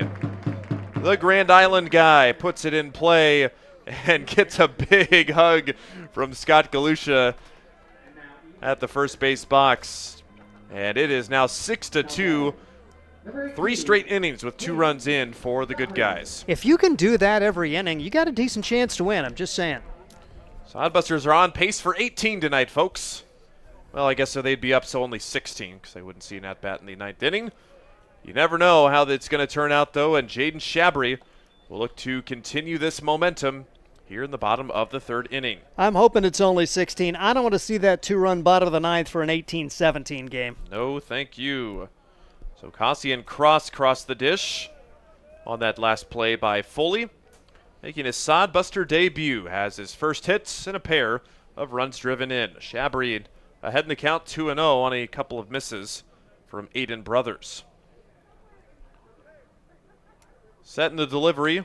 That's lined into center field for a base hit. The Sodbusters are hitting Aiden Brothers around here tonight, as that is their 8th hit. And we are not through 3 innings here at Duncan. And with the exception of the Shabry triple, most of them have been just like that. Solid contact to the outfield, perfect Duncan field hits. Thoroughly frustrating to the opposing pitcher, making decent pitches, but Hastings not trying to do too much and putting the ball in play. It's amazing what fun things can happen when you can do that. And it's back to the top of the order now, and Drew Vega. Vega grounded back to the pitcher in the 1st inning and singled up the middle in the 2nd. Sodbusters already 2 times through the batting lineup here in the bottom of the 3rd. Vega to right field, and that will get in on a hop for a base hit. Everybody will go station to station. Throw goes to 2nd, but in safely is Shabry. A solid line drive single. That is real Buster ball right there, ladies and gentlemen. Just serve it into the outfield and keep the line moving. Vega with a multi-hit game. Going to be a visit to the mound here. You wonder about the status of Spearfish and their pitching staff, because they, like the Sodbusters, shorthanded here early in the year, and they've had to use more pitchers each of the first 2 days. Matter of fact, you saw them managing pitch counts yesterday when they wanted to make sure that they got one guy out before the 30-pitch limit so they could maybe bring him back today. So you wonder how they are managing arms right now, and they certainly don't want to go to the pen here in the 3rd inning, but may be forced to if the Sodbusters continue at this clip. Hastings team already with 9 hits here with 1 out in the 3rd. All of them singles in this inning. Like we mentioned, Shabry with his triple back in the 2nd, the first triple of the year for the Sodbusters.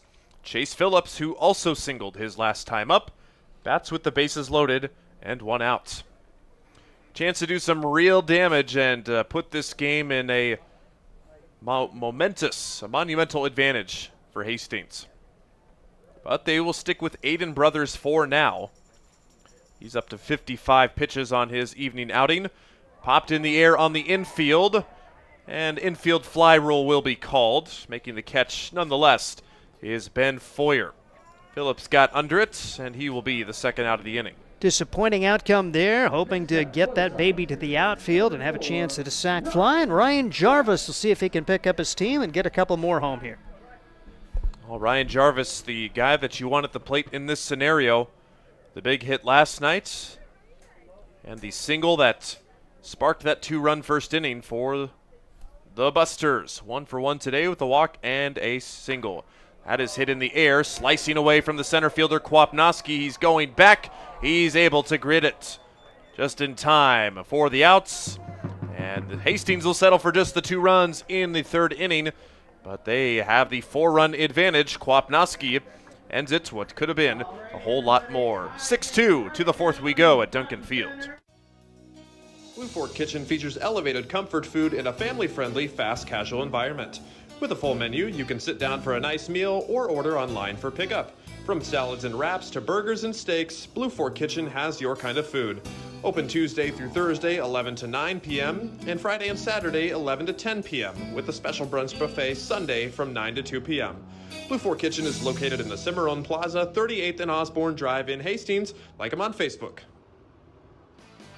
Make your next pit stop at the Coach's Corner. A friendly staff and a deep lineup of snacks. You can find Coach's Corner in North Hastings on Osborne Drive East. More than just a gas station, Coach's Corner is the place to get delicious pizza made fresh for you and your family. Don't take our word for it. It's so good it'll be featured at selected Sodbuster home games this season. For a convenient and clean experience, be sure to check out the new convenience store in North Hastings, Coach's Corner. 3 complete at Duncan. It is mostly Busters right now. 6-2 is your score after 3 innings of play. Hastings getting 2 runs each in the first 3 innings respectively. The Sasquatch with their lone 2 runs in the first inning. They will look to put up some more with their middle of the order coming up 4, 5, and 6 against Ethan Marshall. Well, the Sodbusters, we told you all last year and even at the start of this year, Duncan Field was the magic for them. Pitching and hitting, pretty much every offensive category was better here at Duncan Field than it was in opposing ballparks. First pitch is low and in to Seth Nelson. He reached on that little chopper to third that was ended up being thrown away down the right field line. Check swing, actually got a piece of it. It's a foul tip into the mitts of Jude Greaves. So swinging foul ball to make it 1-1. And now outside for a 2-1 count. Nelson has been batting leadoff the past 2 nights, but he has been bumped down to the 4 spot. Nelson with a triple yesterday, but otherwise in the series, he is 1 for 10 now with his at-bat in the first. But he's ahead in the count, 3-1. Spearfish and Sodbusters will have their series finale tomorrow night. Ground ball to Shabry at short. Tosses over in time for the first out. Able to get some pretty lazy contact on a 3-1 count. Nice pitch by Marshall to induce the ground out. And love the middle infield play through the first 3 games for this Hastings Sodbuster team. You had Christian Loera at the shortstop spot the first couple of games. Jaden Shabry looking very comfortable there and has handled all chances so far.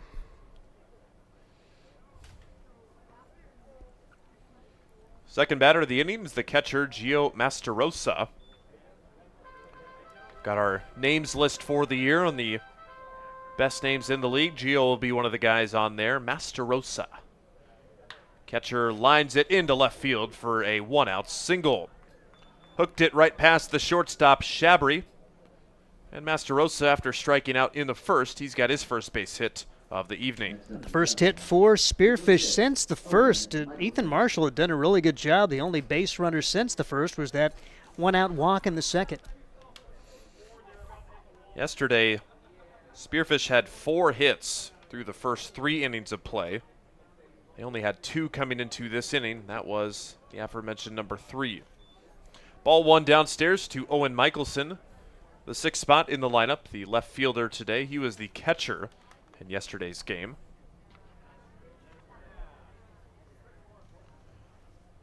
The lefty ready. Gets a big swing and a miss. Just something about the left-handed pitchers in this series that Spearfish has not been able to see very well. Owen Michelson from Candler, North Carolina. Plays college ball at UNC Asheville.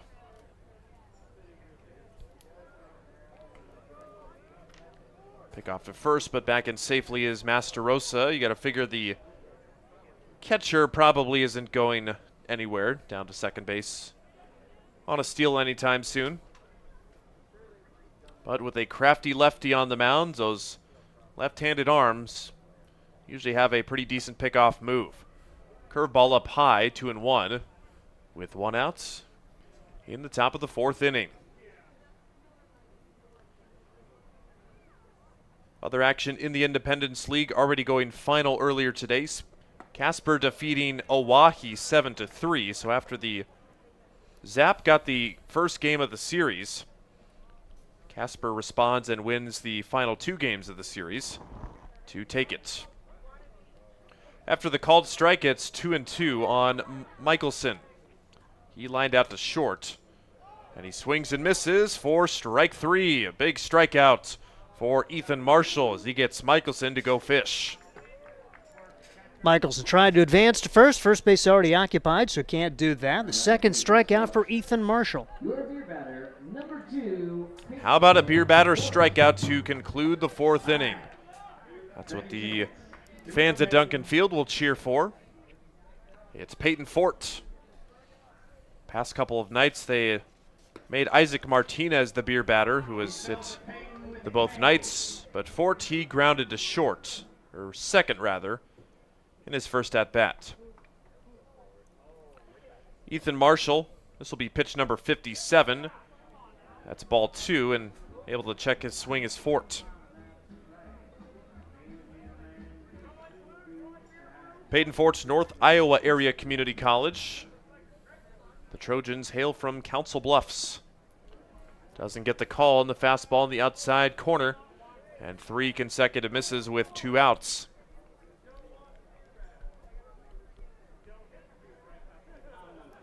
Hear the fans out there. Don't walk the beer batter. If there's anything you do, don't walk him.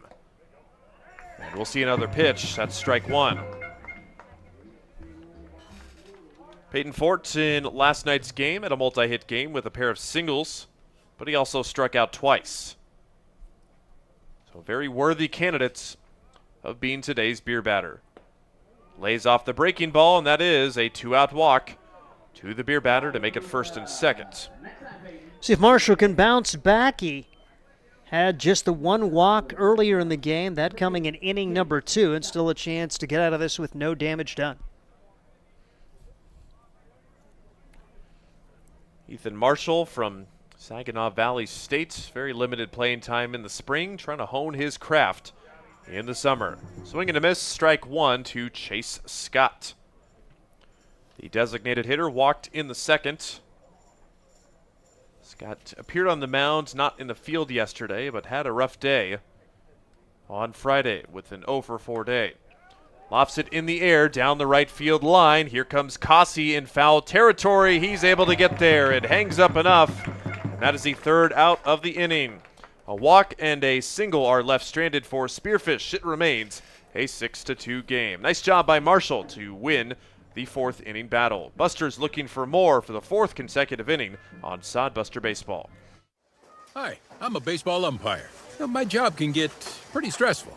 I have to keep my eyes open at all times, and if I don't make the right call, people boo me. So to relax, I visit a Nebraska lottery retailer like this one and buy some scratch tickets. It always calms me down. Hey, you cut in line. I did not. All right, you're out of here. Hey, he didn't cut. All right, you're out of here. I feel better already. The Nebraska Lottery. Top prize odds vary by game. There's nothing like relaxing on a summer day. Nothing like taking in a Hastings Sodbuster baseball game. And there's nothing like an ice-cold Pepsi to make the day perfect. Pepsi Cola of Hastings wants to make your nothing like be the best day it can be, whatever the occasion. Enjoy your favorite refreshing Pepsi product throughout the Sodbuster season and make your nothing like memories. Pepsi Cola of Hastings, a proud sponsor of Hastings Sodbuster Baseball. 6-2 Sodbusters with the 4-run lead as we're through 3.5 innings at Duncan Field. Been a pretty gloomy weekend. We did see the sun poke out briefly once on Friday night during opening day. Absolutely no sunshine yesterday, and it's been the same story all afternoon. And who knows what tomorrow will be as we are looking at the forecast.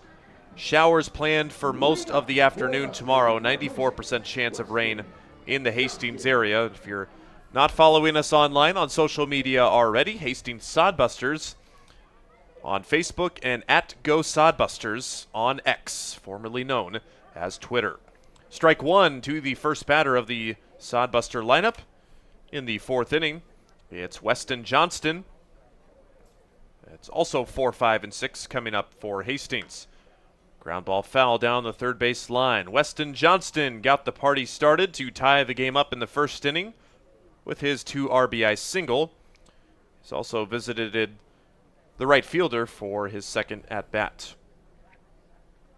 Aiden Brothers, the pitcher for Spearfish, still trying to work strong after he has been tagged pretty well. Strike 3, ball is dropped, throw down to first is in time for the outs. 3 pitches, Johnston down on strikes to start off the bottom of the 4th. And Brothers, good to see him get back out there. Again, Spearfish probably a little short on pitching as well, and needing him to eat up a few more. Meanwhile, Ethan Marshall, hoping to get 4 innings out of him. He's going to go into the 5th. There is no action warming for Hastings at this point. Second batter, Lucasi takes a strike right down the middle on the curveball. So with 9 hits already for Hastings, Kasi with 1 of those. Back in the 3rd. Out of play down the left field line. Brothers finding the strike zone early and often in these first couple of batters. Lucasi, White House, Texas native. Another one of the Arkansas Tech Wonder Boys. Ground ball inside the bag. A fair ball at first. Feeds the pitcher covering. Does Nelson. And that's the second out of the inning as Brothers finds the bag.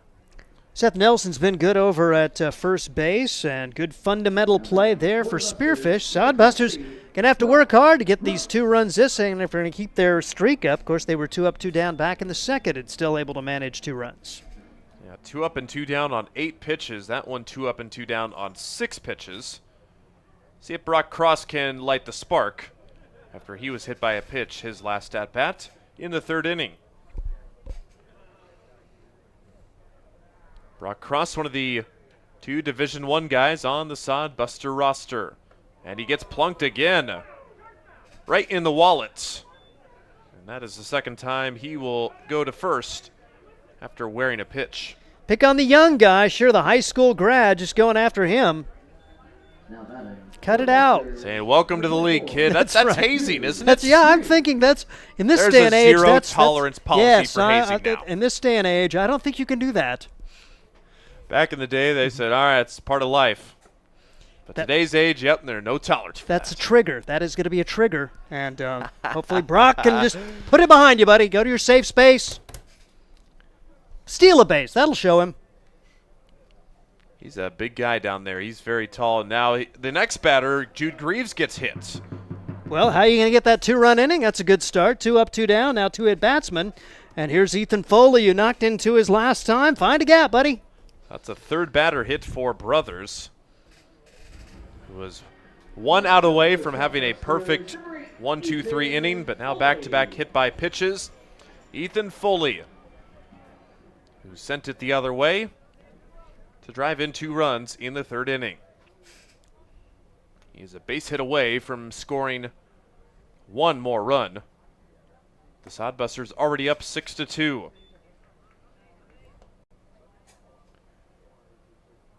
Ball 1 is outside. Foley making his debut, in the Grand Island native probably played on this field many a time when they came down to play Hastings either during the spring or summer. Strike 1 on the inside corner, swung on and missed.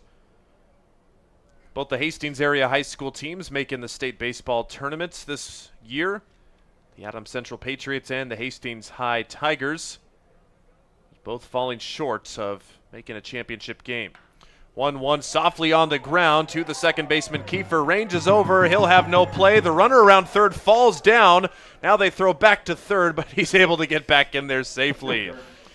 Brock Cross blew a tire around 3rd base, but Kiefer, instead of throwing it over to 3rd right away, he just held the ball, and that allowed Cross to get back in safely. That's an infield single for Foley, and he's got hits in back-to-back at-bats. Now Shabry already 2 for 2. Big RBI chance for him. Shabry a perfect day so far, a triple and a single. Can he keep the streak going? Watches a breaking ball right at the knees for strike 1. Jaden Shabry, Boulder Creek, California. Still deciding where he'll be attending his freshman year in the fall. Cross at 3rd, Greaves at 2nd, Foley at 1st. But time called before the pitch.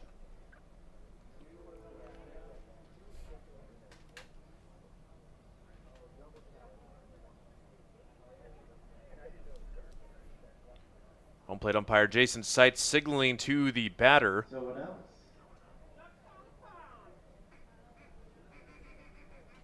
Not sure what that signal meant. Wrote something in his little book. Yeah, it's important if the umpire pulls out his book, whatever it may have been. But this is Jaden Shabry. Takes ball 1 outside. Master Rosa thought he shaved off the corner, but not quite. Series finale tomorrow, then Spearfish will head back home to host Fremont. Ground ball inside it hits the base at third. That'll lead to 1 run. Here comes the second runner, Greaves, around. He slides in safely at home. It is just going absolutely picture perfect for Hastings right now. A 2 RBI single for Jaden Shabry with a little bit of help from the third base bag. I feel much better now. I got our 2 runs, the 2 up, 2 down. How do you get the 2 runs? Hit batsman. And they didn't write anything in his little book after Aiden Brothers hit the 2 batters. But follow that up with an infield single, perfectly placed for Ethan Foley, and then Shabry right on the bag to bring home Cross and Greaves. He is now 3 for 3 today. And if that ball gets into the glove of the third baseman, there might be a play made somewhere, or at least just only 1 run scores. So by golly, after the first 2 batters were retired on 6 pitches, the next 4 reach and lead to 2 Hastings runs. Now 8-2 with the top of the order, Drew Vega already up for the 4th time. He singles to right field. That's another run. Stopping at second base is Shabry. RBI single for Drew Vega, who now has a 3-hit game as well. Scoreboard's not nearly as pretty now. 2-2-2-3, but I guess Sodbuster fans, you'll take it. The more the merrier, the saying goes, and that is now 9 runs in the first 4 innings, and they have had Aiden Brothers' number all night long. Unfortunately, he has to swallow that pill and just keep on throwing on the mound. So still not over. It's Chase Phillips taking ball 1 downstairs. Phillips a single in the second. Hastings now up to a dozen in the hit column tonight. That was after they only had 4 hits last night and got the win. Tripled that number. Pitch gets away from the catcher, Master Rosa. Everybody moves up on the wild pitch, on the curveball that was spiked in front of the plate. So Vega over to second, Shabry over to third. Again, we don't have a very good look down the first base line to the Spearfish bullpen. We cannot see if anybody's actively throwing, but it's got to be getting close to the end of the day for Aiden Brothers, who is at 76 pitches up high, and that is ball 3 to Chase Phillips. Got to see Chase on the mound last night. Get to see his glove in action at second base today. 3-0. Not close for ball 4. A 4-pitch walk. The bases are loaded, and the 9th batter to come to the plate in the inning, Ryan Jarvis. The bases loaded and 2 outs. If you're going to think about making a move now, you're right at that 78 pitch mark. As you look at the pitching count numbers, you have to take 4 days rest if you throw 80 or more, but they may just say, okay, go as long as you can because we don't want to use another pitcher until we have to. Ryan Jarvis trying to make it hurt here if it isn't already for Spearfish, who is down 7 and still winless this season. Jarvis singled his first at-bat in the first and is 1 for 2. The lefty awaits the righty. Ground ball foul towards Scott Galusha. He's got fistful of gear down at first base.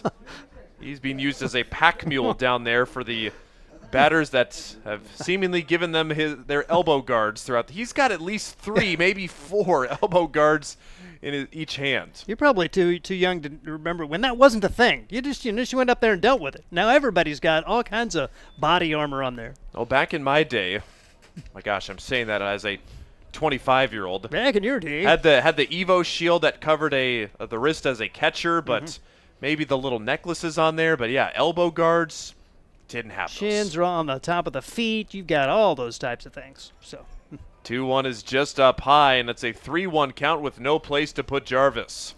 And if it's me, as a rule, okay, if you're gonna wear that at the plate, You got to carry it on the bases all the way around. That's that should be part of the if you're going to wear armor at the plate, wear armor while running the bases. But that's just me. Jarvis with the 3-1 down the left field line, but out of play. So the count will run full, and that means everybody on the base pass will get a head start. With Ryan Single in the first inning, he's got a base hit in each of his first 3 games as a sodbuster this 2025 season. Last year tied for the team lead in hits with Drew Vega, who is at second base right now. Big pitch for both sides, a payoff. Right down the middle for strike 3. Jarvis caught looking, but more damage done for Hastings in the 4th inning, 9-2. The 7-run lead for Hastings as we go to the 5th. We'll turn it back over to Steve when we come back. Hastings Sodbusters baseball's in full swing, bringing you another fun-filled summer of high-level collegiate woodbat baseball at historic Duncan Field. A great way to spend a summer evening with your families at a Sodbusters baseball game. Go online to HastingsSodbusters.com for their home game schedule or to purchase tickets. Hastings Sodbusters Baseball. It's a hit. Got the spirit of the game. The Hastings Sodbusters. Let's face it, we move our bodies around a lot. And sometimes things happen. A tweak, twist, pull, strain, ache, or pain. At Fisk Chiropractic and Sports Care, their goal is to restore your mobility, keep you moving, and ensure your rehabilitation is effective, efficient, and stress-free. Do you suffer from headaches and neck pain, lower back or sciatica? Call Fisk Chiropractic and Sports Care today. Start to discover wellness through chiropractic care. Fisk Chiropractic Sports Clinic.com. Start feeling better now. Big game so far for Hastings, 9-2 as they lead Spearfish. After the Sasquatch scored the first 2 runs of the game in the top of the first, 9 unanswered for the Busters. Steve Stein's got inning number 5 here at Duncan. Yesterday, you were just looking for not a clutch hit. You were looking for a hit. I mean, the solid contact was few and far between. Today, 12 hits through the first 4 innings, a 9-2 lead for Hastings, and both teams probably changing their plan A in terms of their pitching. We heard from Scott Galusha before the contest, and he was hoping for 4 out of Ethan Marshall. Now, buddy, you got a 7-run lead. You've only thrown 62 pitches. May try to get 90 or so out of him.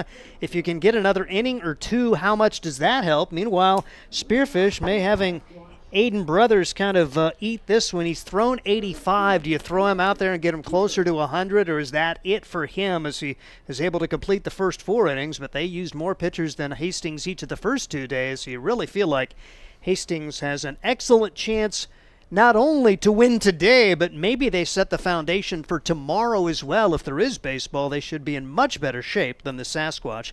First pitch, strike.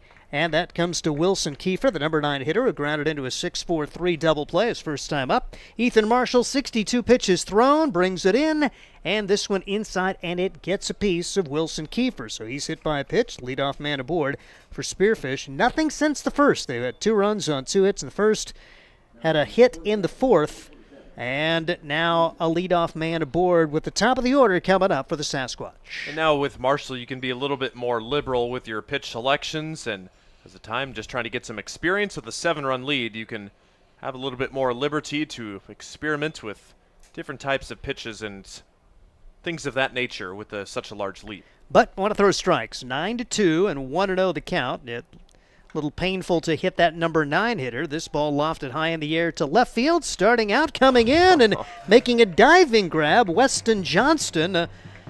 Wind playing a little havoc on that one as it was kind of blowing it away from him. A nice job for Johnston to hang in there and take away a hit from Ethan Mooser. Yeah, good thing that Johnston got there. It looked like a fairly routine fly ball, and I think he thought it was too, but perhaps a gust of wind trying to blow it away from his clutches at the last seconds. Johnston able to hold on and looking pretty stylish on that dive. Throw over to first, back in safely is Wilson Kiefer. And quite frankly, the left fielders really haven't had it as bad as they will before this summer is over. We've not had a sunny day yet. It is wicked out in left field and on the left side of the infield. Nobody's had to experience that through this first weekend on overcast days as the first pitch misses to Ben Foyer. He's 0 for 2 on the day. Runner at first, one out, 9-2. Hastings on top in the top half of inning number 5. Pitch across for a strike, 1 ball and 1 strike on Foyer, the Southwestern Pirate. It's an NCAA Division III school located in Georgetown, Texas. He's from Houston. 1-1 pitch. This pitch fouled away, 1 ball and 2 strikes on Ben Foyer. Foyer a multi-hit game yesterday, and now 2 for 8 in the series. Coming into today, Spearfish just 194 against the Sodbusters. Hastings was 241 against Spearfish pitching. So neither team hitting it well, but the Sodbusters going to be picking up that Team BA today with 12 hits through the first 3 innings. Pitch called, strike 3. Foyer down looking. It's the 3rd strikeout of the day for Ethan Marshall, who has been solid and trying to get out of this inning with no damage done as Sam Kwapnoski steps to the plate. He had a double and a run scored back in inning number 1, also flew out to left. Talk about a paint job on that last pitch, that backdoor breaking ball sneaking in there at the last possible second. Line drive down the first base line off the glove of Jarvis. It's going to be chased down by Chase Phillips, the second baseman. When all is said and done, runners will be at the corners with 2 men out after Kwapnoski hit it right on the button. We'll see how they score that one. Runners at the corners right now and 2 outs, and Marshall trying to put a 0 on the board here. We'll have to deal with Seth Nelson. A hard hit ball, could argue either way between an error or a hit there. Jarvis looked like he got there in time. The tough backhanded stop might have just taken a little bit of a hop right at the last second off his glove. And I've given up trying to guess, so we'll wait for the official scoring on this one. Runners at the corners, 2 outs, and the pitch is taken high and outside for ball 1. It will be ruled a single for Kwapnoski, which I think is probably a pretty fair call. Kiefer ends up at third base, and Seth Nelson trying to bring him home. Bouncing ball into right field, that is a base hit. And runners will be at first and second on the RBI single from Seth Nelson. It's 9-3 as Kiefer comes in to score. Kwapnoski is able to come around, and runners at, he ends up at second base. Nelson is at first, and Giovanni Mastarosa will try to continue the inning in a 9-3 ball game. Yeah, we've seen Nelson put really good contact on a lot of baseballs here this weekend. No different there. A single pounded through the right side to give the Sasquatch a little bit of life here in the 5th.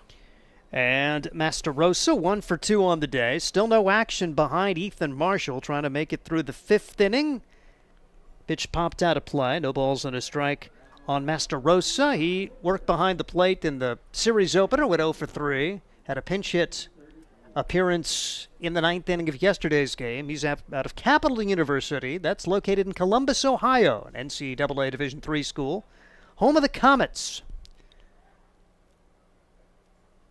Lefty-righty matchup. The pitch fouled away by Mastarosa as he's down to the count. No balls and 2 strikes. Ethan Marshall trying to make his way through this 5th inning. Spearfish scoring for the first time since the 1st, giving up 9 unanswered since that time. Sodbusters still in command at 9-3.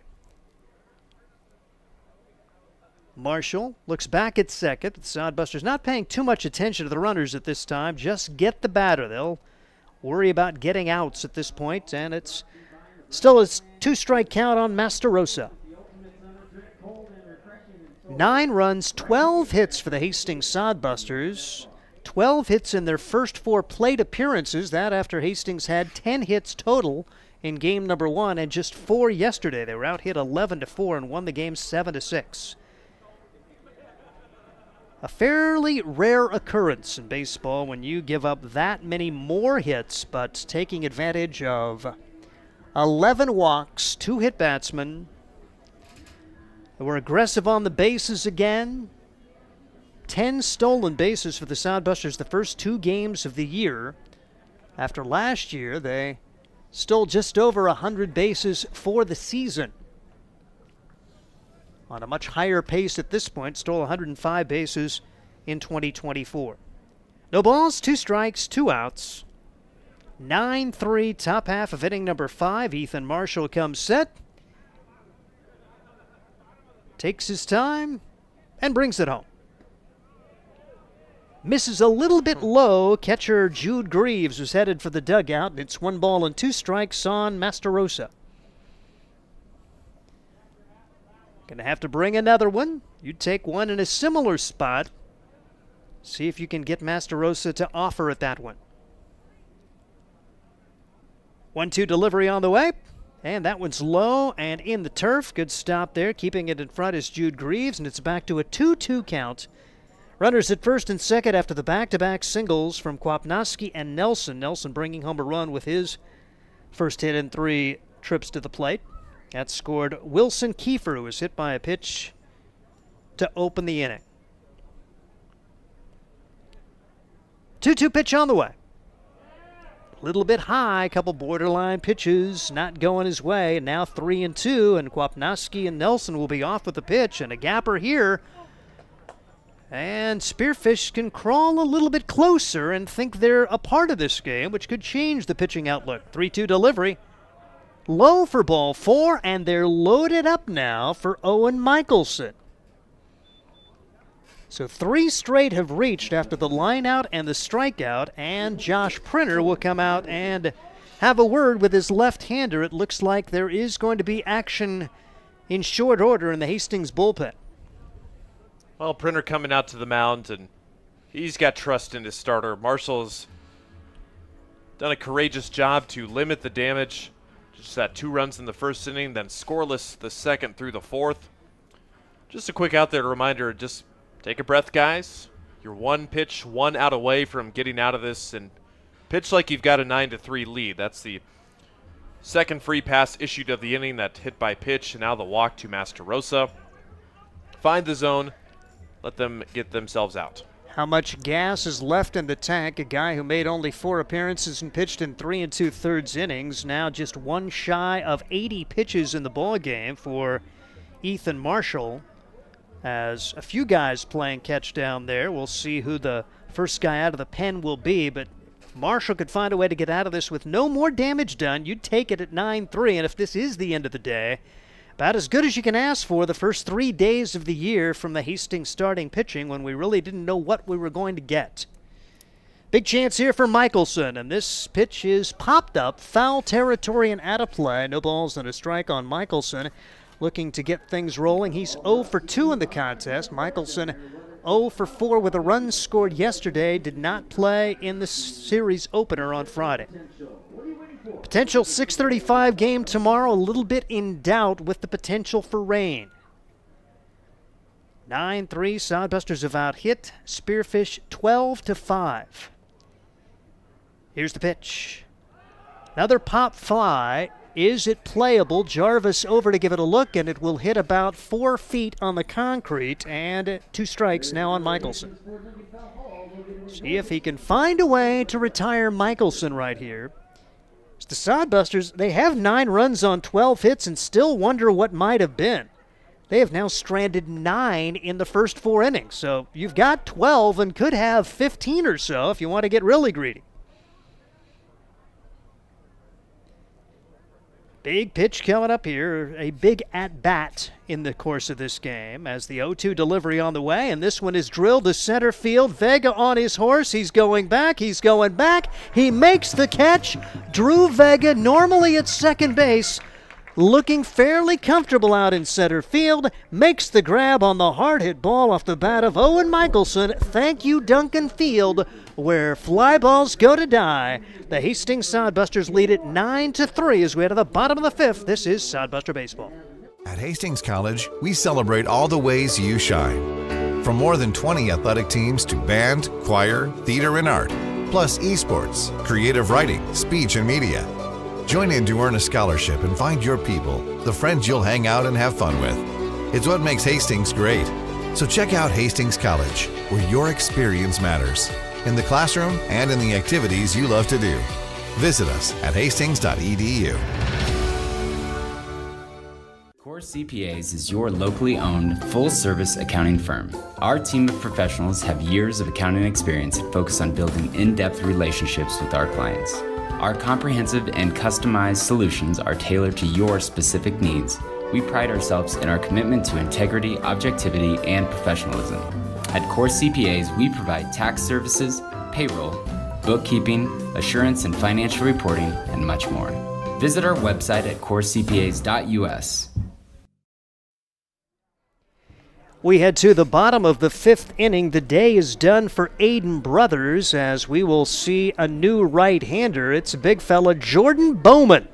Comes in and makes his first appearance of the series. Jordan Bowman getting an opportunity to throw for this squad from Spearfish. Jordan Bowman, the first 2 days, has played in the field. 0 for 2 day number 1, went 2 for 5 with 2 runs scored yesterday. He's a returnee from last year.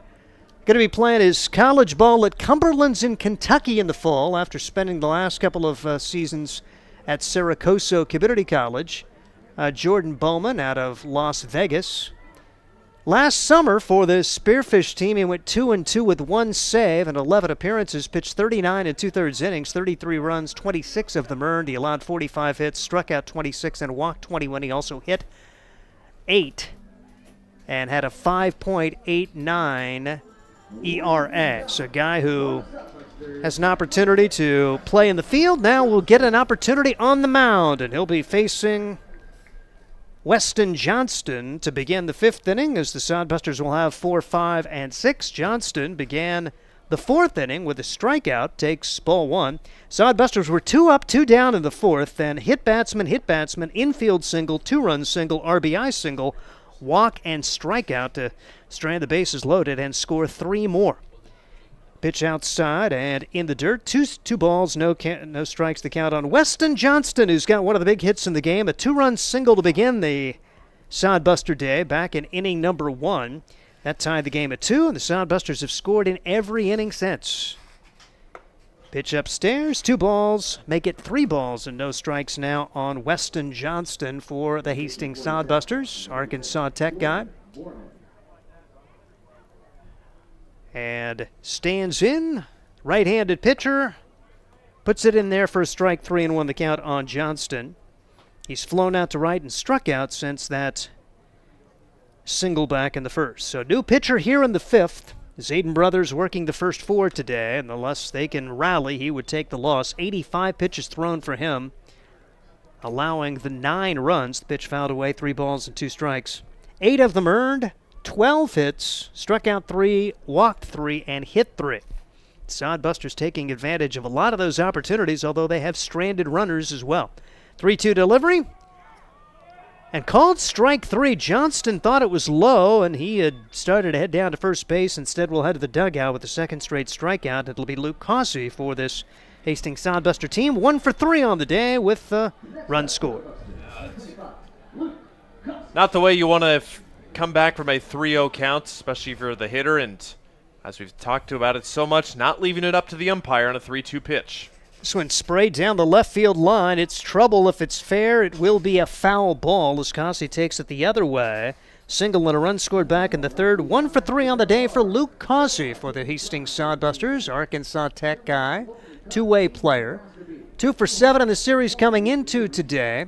Scored the tying run yesterday. He stole 3rd on a daring double steal in the 9th that was thrown away down the 3rd base line. He came in to score, and then the Sodbusters would win it on a sacrifice fly from Tyler Welch, who's going to be our Sodbusters spotlight in a couple of days. 1 ball and 1 strike the count on Luke Cossey. Love the aggressive nature of Josh Printer, and that's just who he's been the first 3 games of this series. Taking the extra base, stealing bases, and putting pressure on the other team when they can. 2-1 the count now on Luke Cossey. And never say die in an inning. Sodbusters have been 2 up, 2 down twice in this game, and they've scored 5 runs in those 2 innings combined. Now 3-1 the count. Had their 7 and 8 players ground out back in the 2nd. The next 4 would reach as they scored twice. 3-1 delivery on the way. And fouled away. It's 3 balls and 2 strikes. And then in that 4th, 2 guys striking out and grounding out. The next 6 would reach, 3 would score, and the Sodbusters left the bases loaded both of those innings. Already stranding 9 in the first 4 innings. 3-2 delivery on the way. It's lined into left field. That's a base hit. Sodbusters continue to swing it well. 13 hits on the day. Luke Cossey's got a multi-hit game. 1 on, 1 out for Brock Cross. 9 runs, 13 hits for the Hastings Sodbusters. They have been awarded 2 errors. They did give an error to Ryan Jarvis. They said single and an error on the bouncer down the right side. So there are officially 2 errors in the Sodbuster column. Pitch right there for a strike. No balls and a strike on Brock Cross. 0 for 1 of the game. Struck out his first time up. Hit by a pitch and scored runs each of the last 2 innings. And if you're going to get hit by a pitch, by golly, may as well come around and score just to make it hurt for the other team, too. Making his Sodbuster debut, Brock Cross. Throw over to first base. Luke Cossey back in safely. And Tate Cossey can run a little bit. He doesn't have the appearance of a fast guy, but you see a ball hit to right, and he makes everything look easy. Got a pretty good lead at first. Yep, deceptively fast, I would say, because like I say, when he takes off, he doesn't look like he's running that fast, but he has gotten to everything out in right field. Here's a pop-up into right, and this one will be handled out there by Ethan Mooser. And Cossey back to first with 2 outs. The Sodbusters, I keep saying, well, you have to work pretty hard to get 2 runs this inning, but they've found a way before. This ought to be easy. There's 1 on and 2 outs now for the 7, 8, and 9 hitters. Now, third time we've saying, there's 2 outs. Sodbusters in jeopardy of not getting their at least 2 runs across in the inning. But what happened those last 2 times? If you like trends, it's in the Sodbusters' favor right now. Jude Greaves, 0 for 1, has a sacrifice bunt. He was hit by a pitch and scored a run, and he grounded out. Runner at first, and now you may see Cossey take off. See if they can get him in scoring position. He, again, stole third base yesterday. Eventually would score the tying run on that same play. As a matter of fact, the ball was thrown away. Pitch down low, 2 balls and no strikes on Jude Greaves. Greaves starting catcher in this contest for the Hastings Sodbusters, as he was on Friday when he went 0 for 3. 2-0 delivery. Taken high. 3 balls and no strikes. So Greaves still looking for his first hit. A lot of the guys up and down the lineup have been able to get base hits today. Pretty spread out, although you got Drew Vega with a 3-hit game and Jaden Shabry with a 3-hit game. The Sodbusters have 13 hits on the day, 6 of those in those 2 guys' columns. 3-0 pitch on the inside corner at the knees for strike 1, not one you want to swing at anyway at 3-0. Looks like there is right-handed action, or at least a guy standing out there, and you wonder if the day is done for Ethan Marshall. Pitch low, spiked in the turf, and that will be ball 4. There will be runners at first and second. Now you just get your double, and you have your next 2-run inning.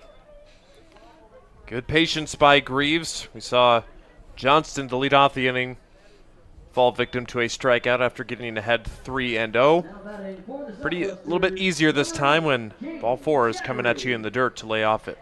Ethan Foley, good Sodbuster debut, the Grand Island Senior High product. Played for Grand Island Senior High and then his summer ball for Grand Island Home Federal, as we'll see the catcher come out and talk with his pitcher. I think they were worried about signs being stolen by the second base runner Luke Cossey, so they'll talk things over. Giovanni Mastarosa out there to visit with Jordan Bowman.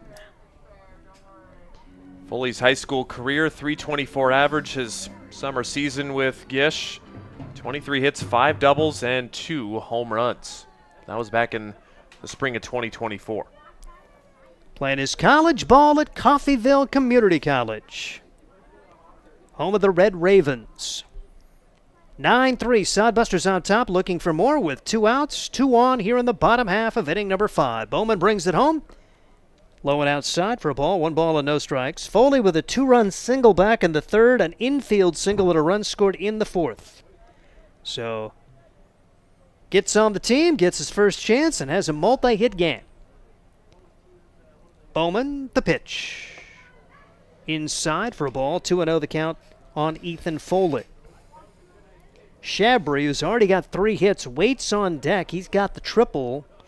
2 runs batted in and a run scored, so no easy outs today in this Hastings lineup. 2-0 delivery. Outside for ball 3. 3 balls and no strikes. Yesterday, everybody seemed like an easy out. At one point, 5 straight Sodbusters struck out. You're thinking, Are they ever going to get another opportunity to get a run home? They were given the opportunity and got 2 runs home and ended up winning the contest 7-6. 3-0 delivery at the knees for a strike, 3-1. Foley will have to grab the bat as he had tossed it away already. 3-1 now on Ethan Foley. That was another wacky stat going into that 9th inning yesterday. The previous 5 Sodbusters had struck out before Ryan Jarvis ended that streak with a single to right field. And Hastings would rally for 2 and the victory. 3-1 delivery on the way. That spiked, and everybody's going to advance anyway on the walk. Bases will be loaded with 2 outs for Jaden Shabry. So the Hastings team, chance to score in every inning so far, and it's looking much better than it was with 1 on and 2 out. 1 out single from Causey, back-to-back walks to Greaves and Foley, and Shabry with a triple back in the 2nd and a 2-run single in the 4th to go along with a single in the 3rd. Well, after being walked 11 times last night, that's number 5 of the game, and we're barely halfway through it. Pitch is hit high in the air, center field on his horse, making the catch. Kwapnowski and the Sodbusters will leave the bases loaded for the 3rd straight inning. Sodbusters have 9 on the board, but they have stranded 12 in the game. No runs, a hit, 3 men left. We head to the 6th. We'll hear from Ryan again as we come back. 9-3. This is Sodbuster Baseball. Blue Fork Kitchen features elevated comfort food in a family-friendly, fast casual environment. With a full menu, you can sit down for a nice meal or order online for pickup. From salads and wraps to burgers and steaks, Blue Fork Kitchen has your kind of food. Open Tuesday through Thursday, 11 to 9 p.m., and Friday and Saturday, 11 to 10 p.m., with a special brunch buffet Sunday from 9 to 2 p.m. Blue Fork Kitchen is located in the Cimarron Plaza, 38th and Osborne Drive in Hastings. Like them on Facebook. Make your next pit stop at the Coach's Corner. A friendly staff and a deep lineup of snacks. You can find Coach's Corner in North Hastings on Osborne Drive East. More than just a gas station, Coach's Corner is the place to get delicious pizza made fresh for you and your family. Don't take our word for it. It's so good it'll be featured at selected Sodbuster home games this season. For a convenient and clean experience, be sure to check out the new convenience store in North Hastings, Coach's Corner.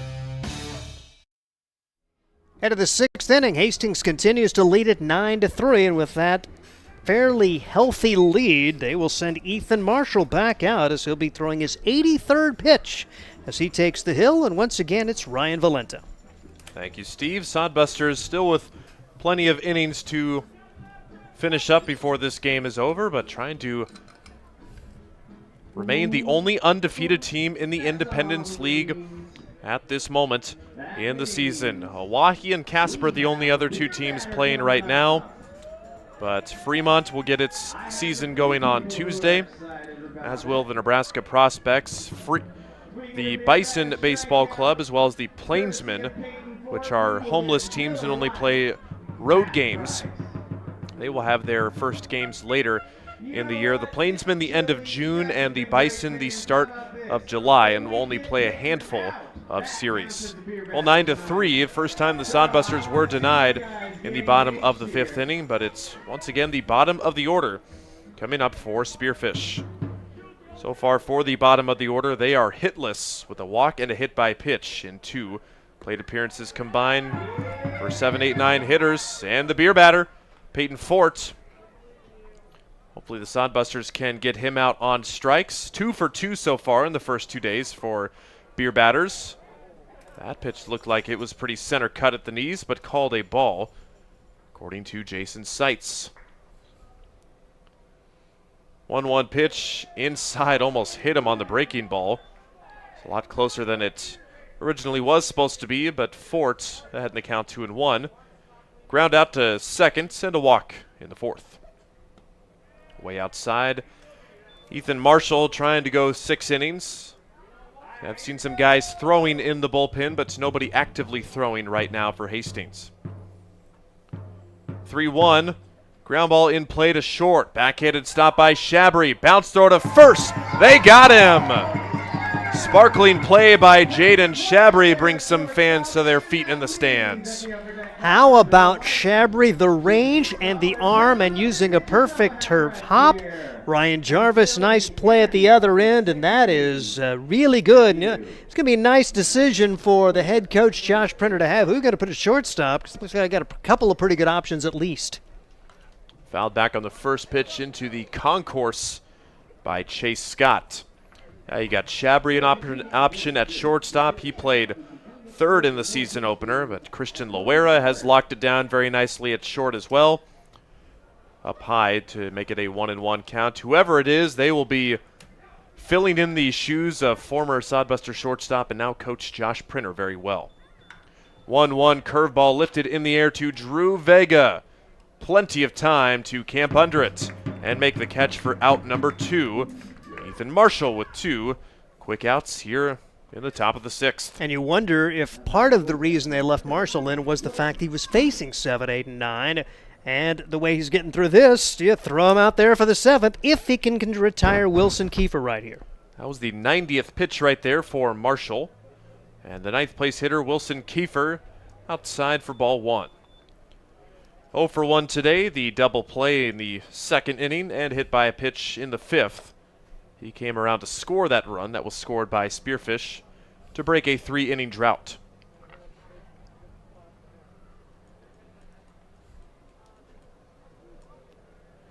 .2-0 on the way. Gets the call on the breaking ball in the outside corner. Wilson Kiefer, Northern Colorado guy, one of the D1 players on the team. Waves and misses at strike 2.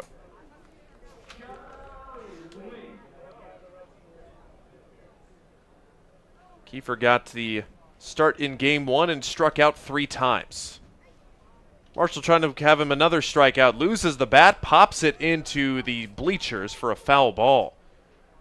That one goes into the Sodbuster on deck circle.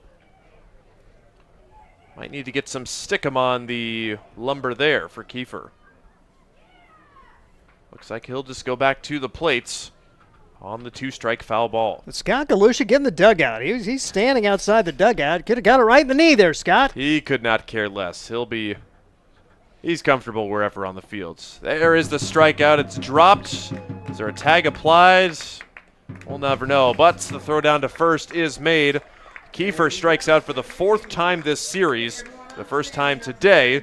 Another 0 put on the scoreboard by Ethan Marshall. 6-run lead for the Sodbusters. To the bottom of the 6th we go on a 1-2-3 Spearfish inning. Hi, I'm a baseball umpire. My job can get pretty stressful.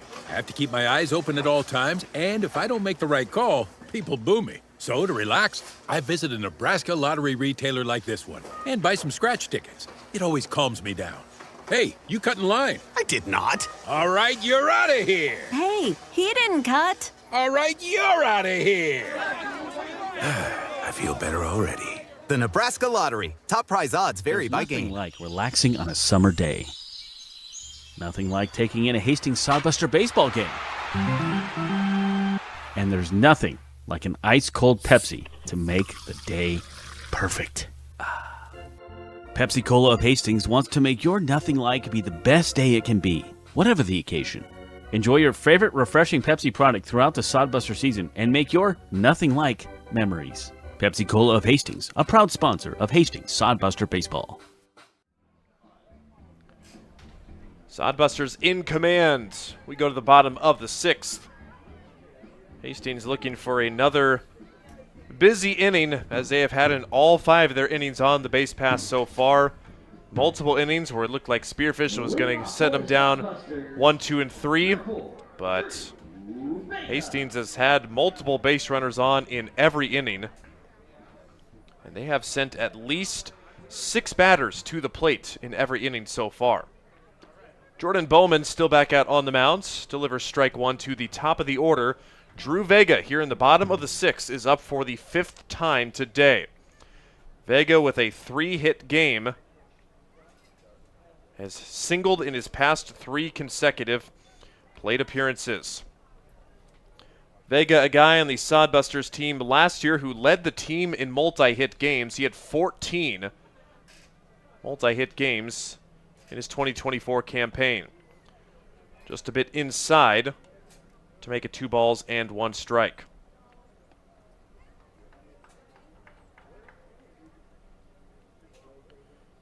Vega did have 1 4-hit game last year against Spearfish. Line shot on the ground and through the first baseman and into right field. And it's bobbled by the right fielder. Vega steaming into second. He never stopped. Takes the extra base on the sloppy play by the Spearfish defense. Right past the glove of Seth Nelson. And then the right fielder, Mooser, overran it as well. Got to assume that's an error, as that play should have been made by Nelson at first. Maybe 2. Yeah, they get a first for 1 by the right fielder for the second. I don't know. It'll be interesting to see how they score that. So Vega, a leadoff base runner. Now Chase Phillips, the Central Nebraska kid, trying to add on here and make it double digits inside for ball 1. So Drew Vega reaching for the 4th consecutive time in this ball game. And he is in scoring position. Sodbuster bats have had no problem so far this series. I say that even last night. They got 7 runs, so the bats maybe weren't the sharpest, but the bats as in the offense. 2 balls and no strikes from Jordan Bowman. This is away. It's now 3-0.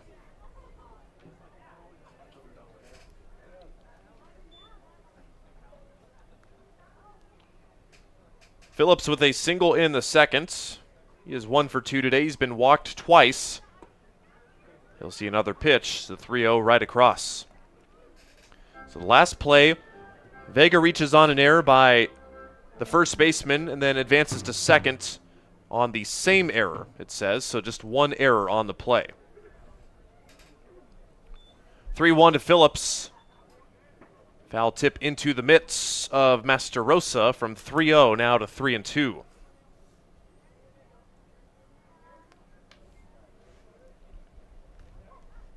So far and so good for the Sodbusters in the season opening series. 3-2 hit on the ground to the shortstop. Backing up is Foyer. The long throw over is not in time. Ben Foyer, an odd path to the baseball, and that allows Chase Phillips to beat out the infield single. Phillips can run, gets his 2nd hit of the day, and never gave up on it. Foyer just kind of caught between, didn't know whether to charge or to retreat, and unable to make a. He made a clean play on it, but as you mentioned, not a clean path and not quick enough to get the speedy Chase Phillips. I was surprised to see him take a step back instead of a step towards the baseball, and that was the step that ultimately cost him an out. Ryan Jarvis, first pitch swinging into shallow left. Coming on is Michelson, and now the shortstop. Michelson drops the baseball, has a play at third, and they will get the out there. Vega is forced out on the dropped baseball by Michelson. That one, he had to run a country mile to get it, but no foul for Spearfish as they do get an out on the play and end up getting the lead runner. So it would have been 1st and 2nd either way. Fielder's choice, Jarvis reaching 7-5 on the putout to retire Vega, and Chase Phillips now at second base. It's fortunate that Michelson able to save himself an error on that play. Weston Johnston, he grounds it to short. Another chance for Foyer. Backs up, makes the play at second. On to first. Throw is off the bag. A probably very likely double play is not converted. Johnston beats it out, but the throw from Wilson Kiefer pulls Nelson off the bag. It's 1st and 3rd with 2 outs. See if the Sodbusters can make that hurt. A double play which was not turned, and now Luke Causey a chance to salvage the inning and get an insurance run home with Hastings on top 9-3. Luke Causey already has a multi-hit game today. He is 2 for 4. Also had a multi-hit game with 2 knocks on Friday. Outside for ball 1. Jordan Bowman, a guy who was primarily used in the field for Spearfish last year, but did see 11 appearances on the mound as well. One of the two-way guys. Well outside this time to make it 2-0. Last year's mark for Bowman, he actually made 6 starts. 39 2/3 innings, had a 2-2 record, and a 5.90 ERA. Walked 21 and struck out 26. Hasn't given up anything yet. 2-0 is way outside, and it's 3-0. Looks like Hunter Doyle's going to be the next pitcher for Hastings, as the right-hander is warming, and Ethan Marshall, about all you can ask. 90 pitches thrown, getting you through 6. Another kind of overachieving effort from what we maybe expected coming into this one. Strike called on the outside corner. It's 3 balls and 1 strike. Yeah, when your head coach and assistant coach, if we get 3 or 4 out of them, we're going to be pretty happy, and you'll take 6. Every Sodbuster has been able to go at least 5 innings here in this opening homestand. 3-1, that's in the left center field gap. That'll produce a run. Going to third is Johnston. The ball finally dug out by Kwapnoski. Here comes Johnston around third. To third is Cossey. The ball is bobbled, and it's not going to quite go into the dugout.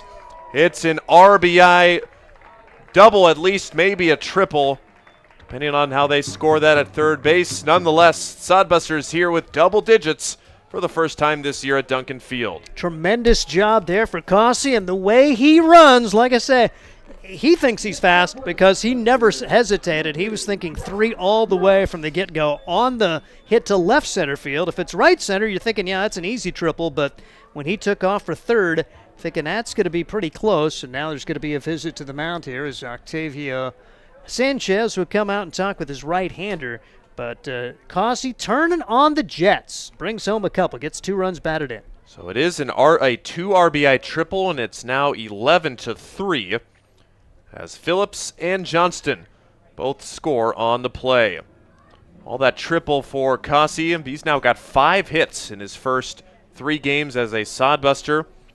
Sodbusters with 2 triples tonight. Jaden Shabry with the other one. Perfectly placed, the slicing ball away from the center fielder. Guy's able to run forever, especially with 2 outs. You get to go right off the at-bat. So runner at third for Brock Cross. Trying to get his first Sodbuster hit in his debut. With Hastings up now 11-3 with yet another 2-run inning. They have scored at least 2 in 5 of their 6 innings at the plate. Bowman back to the stretch, or the windup for Spearfish. Popped out of play to the parking lot. 0-1. Well, if there's any reason to come out to a Sodbuster game, there's plenty of promotions here, including all Sundays this season, which are Sunday Fun Days. If you've got a little one with you under the age of 12, with the purchase of an adult ticket, you get a child in for free on all Sunday games throughout the season here at Duncan Field.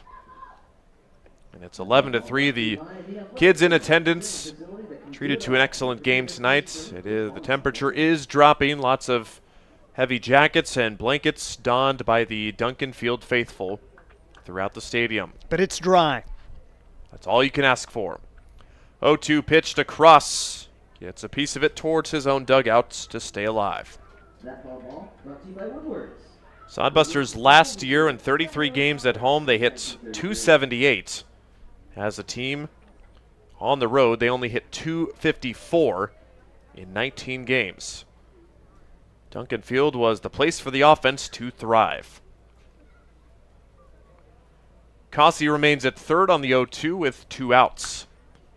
Laser beam foul. Printer with the snag at third base. Sign him up. Too bad there's no eligibility left for that guy, but he could still bring it. Third base coach making the barehanded snag, and that one was no roller of a ground ball. Somebody in the fans saying, I'm impressed, Printer. Well, he was your starting shortstop for the past 2 years, and who needs a glove? So a nice battle for Brock Cross, able to foul off 4 consecutive pitches. How about number 5? Not this time. Swing and a miss. cross down on strikes for the second time tonight. Bowman allows a couple more. The Sodbusters loving life right now, leading 11-3 through 6 innings. They get those 2 runs on a couple of hits and 1 left. To the 7th we go from Duncan Field after these messages. Hastings Sodbusters baseball's in full swing, bringing you another fun-filled summer of high-level collegiate wood bat baseball at historic Duncan Field. A great way to spend a summer evening with your families at a Sodbusters baseball game. Go online to HastingsSodbusters.com for their home game schedule or to purchase tickets. Hastings Sodbusters Baseball. It's a hit. Got the spirit of the game. The Hastings Sodbusters. Let's face it, we move our bodies around a lot. And sometimes things happen. A tweak, twist, pull, strain, ache, or pain. At Fisk Chiropractic and Sports Care, their goal is to restore your mobility, keep you moving, and ensure your rehabilitation is effective, efficient, and stress-free. Do you suffer from headaches and neck pain, lower back or sciatica? Call Fisk Chiropractic and Sports Care today. Start to discover wellness through chiropractic care. Fisk Chiropractic Sports Clinic.com. Start feeling better now. 6th complete at Duncan Field. A hit barrage tonight. After just 4 hits in yesterday's contest, 15 on the scoreboard for the Sodbusters this evening. Fortunately for them, they were able to punch across 2 in the last inning and not leave the bases loaded for the first time in 3 consecutive innings. And a new arm on the mound for the Sodbusters is Hunter Doyle. Just finished up his freshman season at Fort Scott Community College. Did not play for the Greyhounds in the spring, but the Billings, Montana native listed on the roster as an outfielder, so meaning that he is likely going to be one of the other two-way guys this season that we'll see on the mounds and also in the field as well. But 11-3, I think the game plan, Steve, for the pitchers the rest of the way is pump it across the plates, let your defense do the work. And if things go according to plan, after the foundation was set by Ethan Marshall, 6 innings, 91 pitches. You'd love to just use Doyle, see if you can get 3 innings out of him, and you should be in great shape, particularly compared to Spearfish, who's had to use a lot more arms, and they're not done yet. They'd like to probably get a couple more out of Bowman, but they may be forced to go to the pen again before this one's over. Oh, yes. Last night for Spearfish, ended up using 5 pitchers that threw exactly 200 pitches, and they ended up losing that game after their starter, Caleb Hoppy, looked almost untouchable for the first 3 innings. The Sodbusters finally cracked the code and also did so late with their 9th inning heroics. For the Sasquatch, top of the order, due up, it's Ethan Mooser against Hunter Doyle. So Doyle getting his first action in college, technically, with the no stats for him in the spring. And he's missed with 3 consecutive. Jude Greaves wants a quick word with the pitcher before he'll throw pitch number 4. Say, first time out, didn't get a chance to throw competitively in the spring. Probably going to be a little nerves as you just come out and do what you do. It's a lot better to come in for the first time when you're up by 8. With the big lead, makes the decisions in the dugout a little bit easier. You got a lot more different guys you can go to with the large advantage. 4-pitch walk to start things off, and Mooser on base for the second time. First time he's been walked tonight. That's one thing about it. One of the key stats and the opportunity to win maybe a 3rd straight. Through the first 2 games, Sodbuster pitchers had only walked 7 while seeing Spearfish walk 18. That's one of the reasons you're 2-0 so far and trying to go 3-0. That's the 4th walk for the staff tonight and the first for Doyle. First pitch, there's his first strike on the corner to Ben Foyer. Foyer 0 for 3 today. He's put the ball in the air twice and also struck out. Had a hit last night. Gets that one back to the screen. Foyer also came into pinch hit on Friday and singled in the 9th inning. So he's got a couple of hits in the series, but still looking for his first tonight. So Doyle, after missing with the first 4 straight, he has found the zone on 2 consecutive times to the Sasquatch shortstop. Definitely not the guy at the plate that fits the Sasquatch build, if you will, on their guys, especially last year, too. Saw some big dudes come to the team. But he does all right for himself in the field and at the plate. Runner at first is Mooser with his leadoff walk. Ground ball back up the middle. Step on the bag by Shabry and over to first in plenty of time for the double play. Second time the Busters have turned the twin killer tonight. 6 unassisted, 3 on the DP there. Shabry pretty smooth. You could just see him kind of waiting for the ball, realizing it's going to come right on top of the bag. He's going to be able to step there and go. Phillips was there just in case, but realizing this is going to be much easier for the shortstop to make a solo work of it.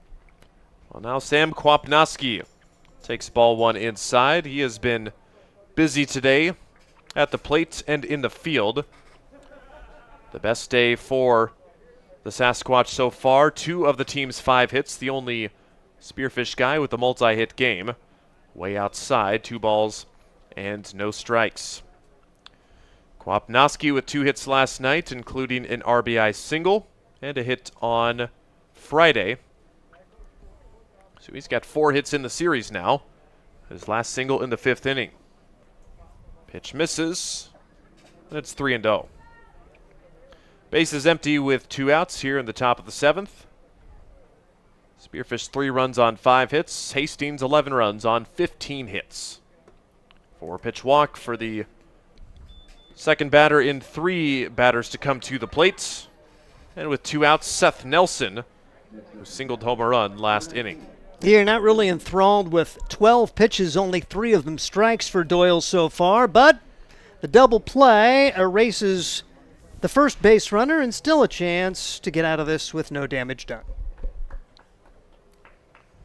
And Nelson will watch the first pitch go up high for ball 1. Again, with 7 straight games and 7 straight days and only 1 day off in between. Trying to get every pitch out of their pitchers that they can for Hastings. So Hunter Doyle's now missed with 6 straight.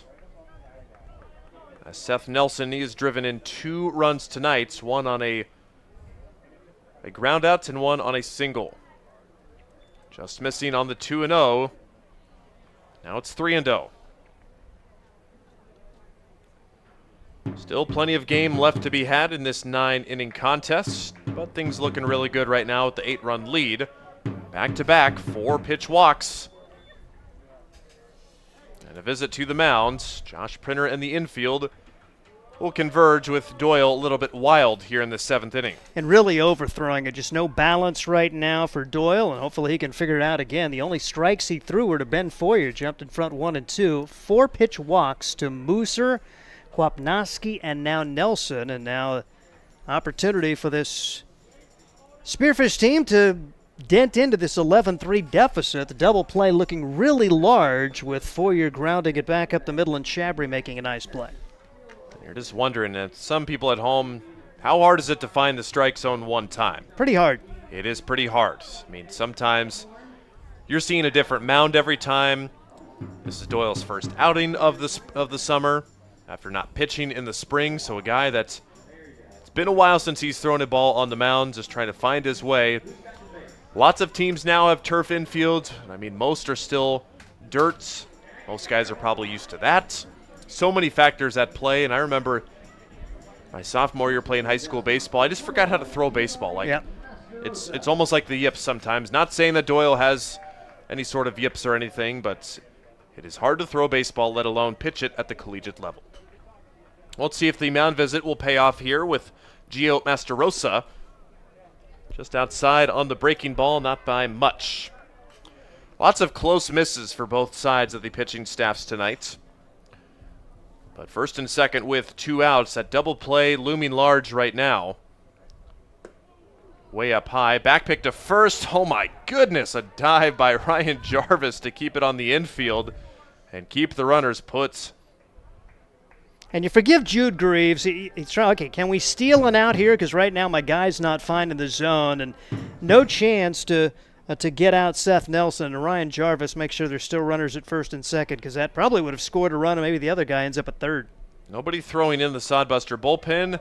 And there is the first strike in 11 pitches for Hunter Doyle. And it's tough, too, when you're not close. You're not going to get many borderline calls. We saw that first pitch that was called a ball. That time, getting the call on the curve, and maybe that just primes the pump a bit. The 2-1 up high with the breaking ball, 3-1. Doyle in danger of walking the bases loaded here with 2 outs after that double play to start off the inning. Masterosa, a strikeout, a single, and a walk today. Lefty's getting hot in a hurry for the Sodbusters. 3-1. Good breaking ball in the outside corner. Doesn't make Masterosa a little too happy. He's been a little bit at odds with the home plate umpire tonight. There have been multiple pitches where he is stuck as the catcher and kind of just dropped his head in nonverbal disagreements with the call. But now a 3-2 pitch with 2 outs. Runners go. Ground ball to Jarvis at first. He will win the race to the bag. And nothing doing for the Spearfish team. They cannot take advantage of 3 walks. That double play also helps huge for Hastings. 11-3. Time to stretch at Duncan Field. If you're watching at home, stretch yourself. Do whatever you got to do during this break. We'll be back with the 7th inning stretch on Sodbuster Baseball. Blue Fork Kitchen features elevated comfort food in a family-friendly, fast casual environment. With a full menu, you can sit down for a nice meal or order online for pickup. From salads and wraps to burgers and steaks, Blue Fork Kitchen has your kind of food. Open Tuesday through Thursday, 11 to 9 p.m., and Friday and Saturday, 11 to 10 p.m., with a special brunch buffet Sunday from 9 to 2 p.m. Blue Fork Kitchen is located in the Cimarron Plaza, 38th and Osborne Drive in Hastings. Like them on Facebook. Make your next pit stop at the Coach's Corner. A friendly staff and a deep lineup of snacks. You can find Coach's Corner in North Hastings on Osborne Drive East. More than just a gas station, Coach's Corner is the place to get delicious pizza made fresh for you and your family. Don't take our word for it. It's so good it'll be featured at selected Sodbuster home games this season. For a convenient and clean experience, be sure to check out the new convenience store in North Hastings, Coach's Corner. 11-3 your score. We go to the bottom of the 7th inning. Big day for baseball in the state of Nebraska. Kraton, the Blue Jays, winning the Big East tournament. Nebraska, the Cornhuskers, find a will somehow, some way to go undefeated and win the Big Ten tournament. 4-0, their record in 4 games. They dethroned or decrowned, beat, however you want to describe it. They beat UCLA today in shutout fashion, the number 2 seed, 5-0. Defeated, yes. Yeah. Well, you look back to the very first game back on, what was that, Tuesday night? Nebraska was one dropped fly ball away from not even making it to the past the pool play in Big Ten, and some sort of magic there as Nebraska goes on to win the Big Ten tournament for the 2nd straight year. Unfortunately, Huskers softball could not punch their ticket to the College World Series, falling to Tennessee 1-0 in Game 3 of that Super Regional. So Nebraska's best season in probably 10 years comes to an end in a Super Regional. For Hastings here in this bottom of the 7th inning, Jude Greaves to lead things off against Jordan Bowman, still out on the mound for his 3rd full inning of work. Bowman allowed the 2 runs last inning on a couple of hits. That 2 RBI triple by Luke Cossey drove in both runs. He misses with 3 straight against Greaves. Still looking for his first hit as a Sodbuster. He's just 0 for 1 today. He sacrificed himself, has been hit by a pitch and walked, and also grounded out. Another 4-pitch walk, 3rd time that he's been able to reach today. And a leadoff base runner for the Sodbusters, not content with those 11 runs, want to try and push some more across to make it hurt here on this Sunday evening. It's going well. You want to keep it going. Everybody wants to get their opportunity, and the Sodbusters, it seems like it ought to be enough, but baseball is a funny game. Well, Hastings with their 15 hits. Only 2 guys without a hit this evening. But they have both reached base multiple times in some form without a hit. Ethan Foley, multi-hit game in his first Sodbuster debut. pair of singles for him in the third and the fourth. And a 2-for-3 line today. Greaves away from first, cut and a miss, 0-2. The daylight's dwindling away at Duncan, and soon it'll be nothing but pitch dark skies and the lights here. Foul back near the concourse and dribbles back into the stands for a souvenir for the Duncan Field faithful.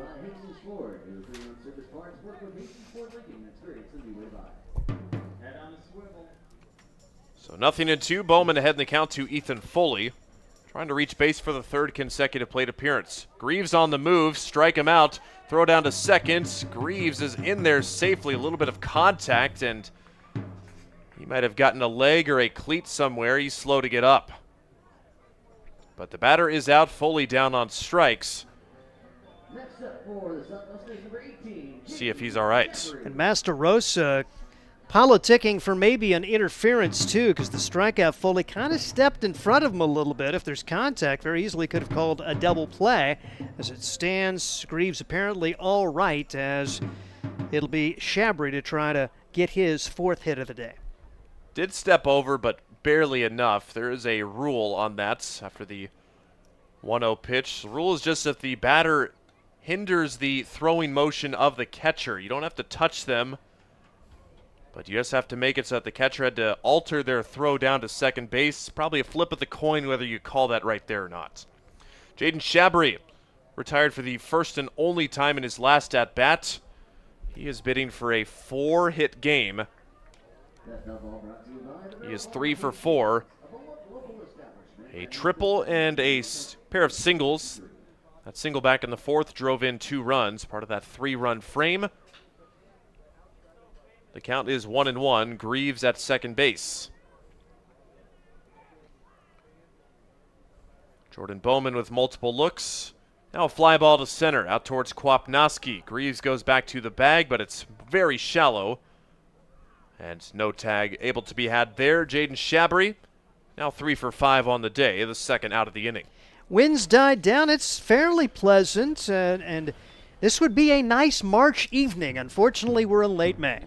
Yeah, this is definitely the weather of a spring baseball game, maybe in early April or late March, like you mentioned, Steve. Well, it's 2 in the first, 2 in the second, 2 in the third, 3 in the fourth, none in the fifth, 2 in the sixth for Hastings. The base hits by Drew Vega, they could make it a dozen. Vega takes the pitch downstairs. He's also bidding for a 4-hit game. He did reach in his last time, but was an error on the first baseman on a sharp ground ball that went right under Seth Nelson's glove.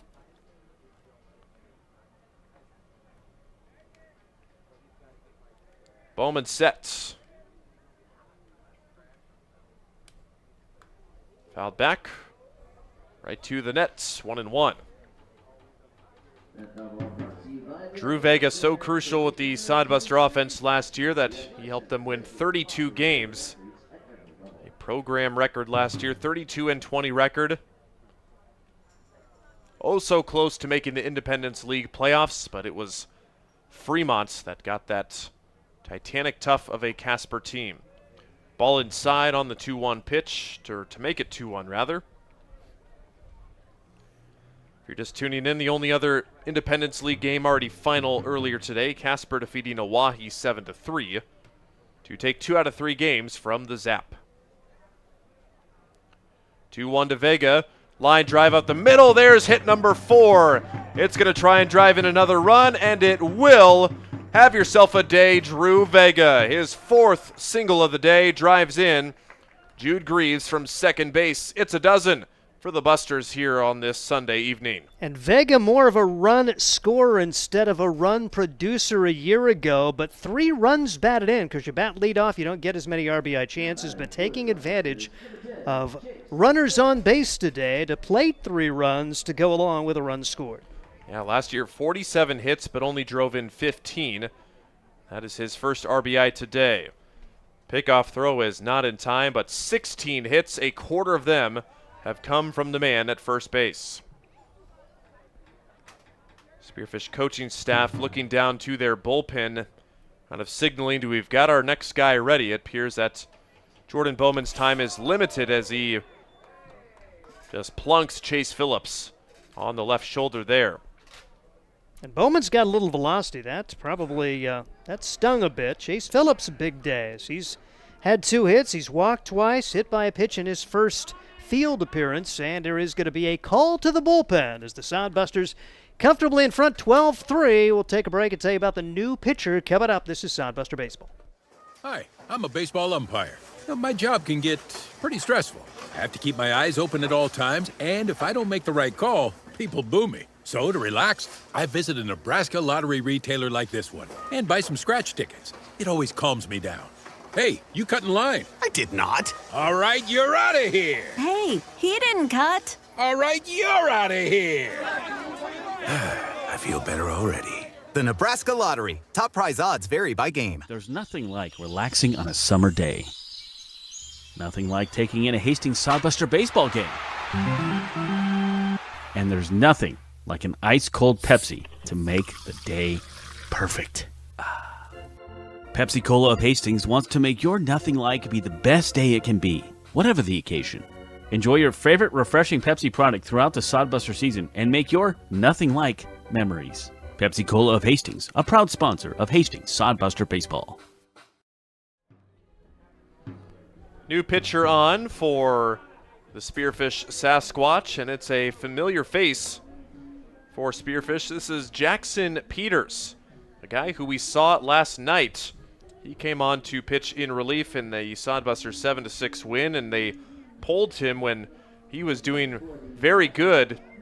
And Steve and I deduced that, yeah, they probably took him out after he only threw a total of 30 pitches, or 29 pitches, so that he was able to come back on no day's rest. And he is on to try and put out this flame of what has been a 12-run, 16-hit performance from the Sodbuster offense. There are 2 outs as Jordan Bowman just wheels fell off for him at the last 2 batters.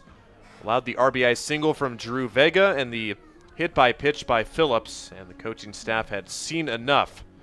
So the mark last night for Peters, an inning and a third. All of his outs recorded were strikeouts. Otherwise, he only walked 1 batter. So he was excellent last night, and he might be trying to get the final several outs of the game here in the bottom of the 7th.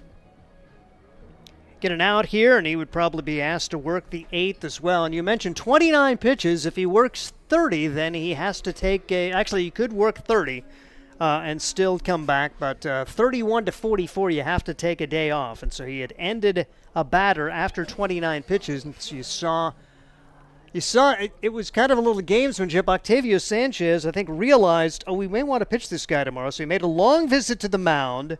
We didn't think they were going to take him out, and then they had somebody else visit and take him out to give him all the time they could for their next pitcher. Strategy move definitely worked, and remember, Peters just kind of having a little smile on his face like, guys, I knew I was coming out. You didn't have to do all that for me. He knew the scenario likely, but he is on with 2 on and 2 out. Ryan Jarvis with a hit in his first at-bat today. Since then, has reached base a couple times, but not on a hit. Outside for ball 1. Ryan Jarvis, Saginaw Valley State. Gonna miss him after the first half of the season ends. He is likely just a first half player, but you never know. Minds change if the price is right. We were joking about him with opening day, and assistant coach Andy Chase said, well, he's just here for the first half. He said, we're actively trying to change that. He's got some NIL money in the Independence League, do we? I did not know that. So, If NIL comes to Independence League, then what is the college baseball world anymore? What is well, what is it now? What is college? The college athletics in general at the big time level. 2-1 to Jarvis. I've also been talking that with friends too, because rosters are cutting down now because they have to pay some of these players, and roster sizes are getting smaller in football and baseball. How many of those guys start to go into smaller colleges, and bigger names start going to summer baseball teams and stuff like that? The world of NIL has turned the college athletics world upside down. It's 3-1 to Ryan Jarvis, the first batter for Jackson Peters. St. Edward's University from Plano, Texas. He is larger than average guy in the mound, 6'5", 225 pounds. The 3-1 downstairs for ball 4. Bases loaded here in the bottom of the 7th. And coming up, Weston Johnston, the cleanup hitter. And quite frankly, Ryan Jarvis, a really good baseball player, but he's going into rehab medicine, and I think we need him more in rehab medicine than baseball. We like baseball, but by golly, the world needs more rehab medicine guys. So hallelujah for Ryan Jarvis. And so, again, he's played a lot of baseball, but probably sees that baseball coming to an end in here in 2 seasons, and going to be doing bigger and better things in life. Probably a bigger ratio of baseball players to rehab medicinists around the world, if I had to guess. Bases loaded, and Weston Johnston trying to put the bow on this one, if it isn't on there already. 9-run lead for Hastings. Keep in mind, Spearfish struck early with 2 runs in the top of the first. Sodbusters then scored 9 unanswered runs before Spearfish got one in the 5th inning. Sodbusters have gotten 3 more since then. Weston Johnston, the 2 RBI single for him in the first, out of play to make it 1-1. So it appears that the Sodbusters are well on their way to a series victory. And if they can do that, they would look for a sweep, a 4-game sweep tomorrow evening. Very large gap in left center field for a right-handed hitter right here for Johnston. Inside to make it 2-1. Jackson Peters trying to clean up the mess that his teammate Jordan Bowman left for him. Runners on second and third are Bowman's responsibility. And Peters is responsible for the guy in first. Fouled back to the screen. And Spearfish a strike away from ending this inning. Johnston, the 7th batter to come to the plate this inning.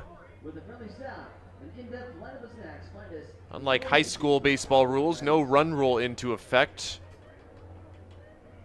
Just a 9-inning slugfest for however many or however few runs come across in those innings.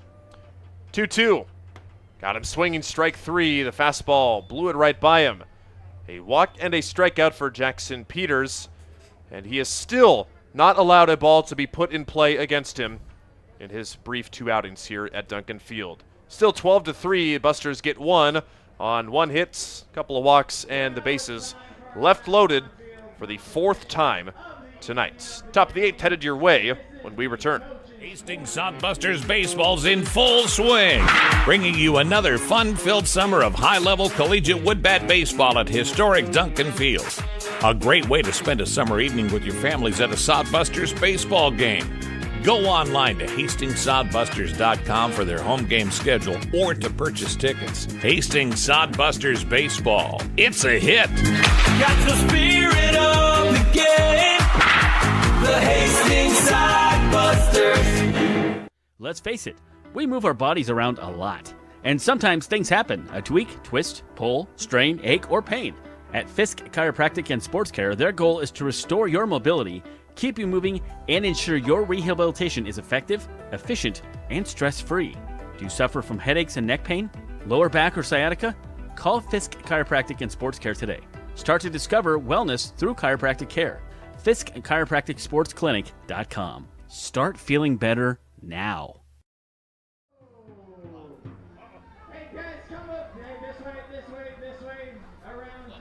Top of the 8th inning, 12-3 is your score. All Sodbusters here, and a new arm to take it on the mound for Hastings. And the final voice of the game, turn it back over to Steve Stein for the final 2 innings. Cooper Harrell will come in. He's an Arkansas State Mountain Home guy. That's where Josh Printer coaches, out of Owasso, Oklahoma. in the spring, made 3 appearances, had a 13.5 ERA, and he almost got hit in the head before he threw his first pitch. None of that. As the throw down to second base. Nearly got him. Had to dive out of the way. Jude Greaves not making any friends there with you guys are teammates now, so I don't know if I'd seen that in a while. Maybe that Harold did something, or maybe he was trying to flirt with his girlfriend or something. Something of that nature. But teammates, guys, friendly fire. Don't need that. That'll make it awkward, as the bond between pitcher and catcher nearly took a little hit as Greaves nearly nailed Harold trying to throw it down to second, and the first pitch comes in for ball 1. 1 ball and no strikes, the count on Owen Michelson. Michelson, right-handed hitter, 12-3. Sodbusters on top. We're happy. Sodbusters on the verge of win number 3. And now Greaves is going to go on and talk. I'd love to hear this conversation right now. I would love to have a microphone. Sorry, buddy. I didn't really mean to hit you. Are we okay? Think of the little major league, Just strike this guy out. Yeah, well, we can't decide on what to get Millie and Bobby for their wedding present. All right, everybody's okay. Want to know the count on Michelson? 0 for 3 in the ball game for him. Third pitcher of the day, Hunter Doyle. He'll have better days, but bottom line, he put a 0 on the board. He threw 21 pitches. 5 of them were strikes, but he got out of that with no damage done. Big double play in there. But just a chance to get your feet wet after not playing in the spring. So good job for Doyle to come out there. Good defense behind him. And now Cooper Harrell at the plate, or Cooper Harrell on the mound, trying to work a couple of innings here and close things out in a 9-run lead, as it's a 1-1 count on Michelson now. Lefty-righty matchup. Harrell brings it in, and this pitch is high for ball 2. 2 balls and a strike. He had a lot of time to get warm. He started warming up at the beginning of the inning, and it was another long go for the Sodbusters, even though they scored only 1. They stranded 3 more. The Sodbusters have 12 runs and have stranded 16 in the game. Pitch swung on and missed. Screwed himself into the turf there, and it's a 2-ball and 2-strike count on Owen Michelson. UNC Asheville, his home college. Candler, North Carolina. 0 for 4 in game number 2 of this series with a run scored. Seeing his second action against Hastings. 2-2 pitch. Just misses outside. Greaves is ready to fire that one down to third on a called strike 3. Didn't get the call. 3 balls and 2 strikes now on Michelson. Home plate umpires, Jason Seitz, Bill Biven, who worked the plate earlier this series, is the field umpire. And a 3-2 delivery forthcoming for Harrell. Leaves it high. A walk to Michelson. Fort and Scott potentially batting here in the 8th. Peyton Fort is 0 for 2 with a walk. So the walks have started them out a little bit for the Sodbusters. They've been pretty good through the first couple of games, but they have now walked 7 in the day. Sodbusters have taken advantage of a lot of free passes during the course of this series and on the verge of a 3rd win. Got the bats going. 16 hits today after 4 yesterday, and none really struck with authority. The Ryan Jarvis single in the 9th was the hardest hit yesterday for Hastings. Today, you've had a lot of good candidates. A couple of triples on the day. One from Luke Causey. He knocked in 2. Jaden Shabry with a triple and a run scored. And Drew Vega, 4-hit game for the Hastings Sodbusters. 1-0 the count now on Fort. Pitch fouled away. 1 ball and 1 strike on Peyton Fort. 0 for 2. He walked back in the 4th. Also has a couple of ground outs to middle infielders. And you like the early returns on these 2 guys, Chase Phillips and Jaden Shabry, getting their first starts at second base and shortstop, respectively, for the Sodbusters. And a throw over to first, 1 hops. Jarvis right there to get it. I bet you there's a little better move in the arsenal of Cooper Harrell. And you're up by 9. Just get the batter. Trying to keep him close. Keep that double play in order. Brings the pitch home, and this one is bounced to the right side. Going to be fielded by Jarvis. He'll step on the bag for the first out. Advancing on the play will be Michelson. 1 on, 1 out for Chase Scott. Love just getting the out there as You want to try and get an out in any situation. Might have been able to have a play at second to make it safe. Up by 9. No funny business. Just get the out. You betcha. You betcha. So Harold retires his first man after walking the initial batter that he faced. Hopefully that'll get him to settle in. Another one of those two-way players, as he saw time in the field earlier this series. Throw this pitch low for a ball. 1 ball and no strikes on Chase Scott. 0 for 2 on the day.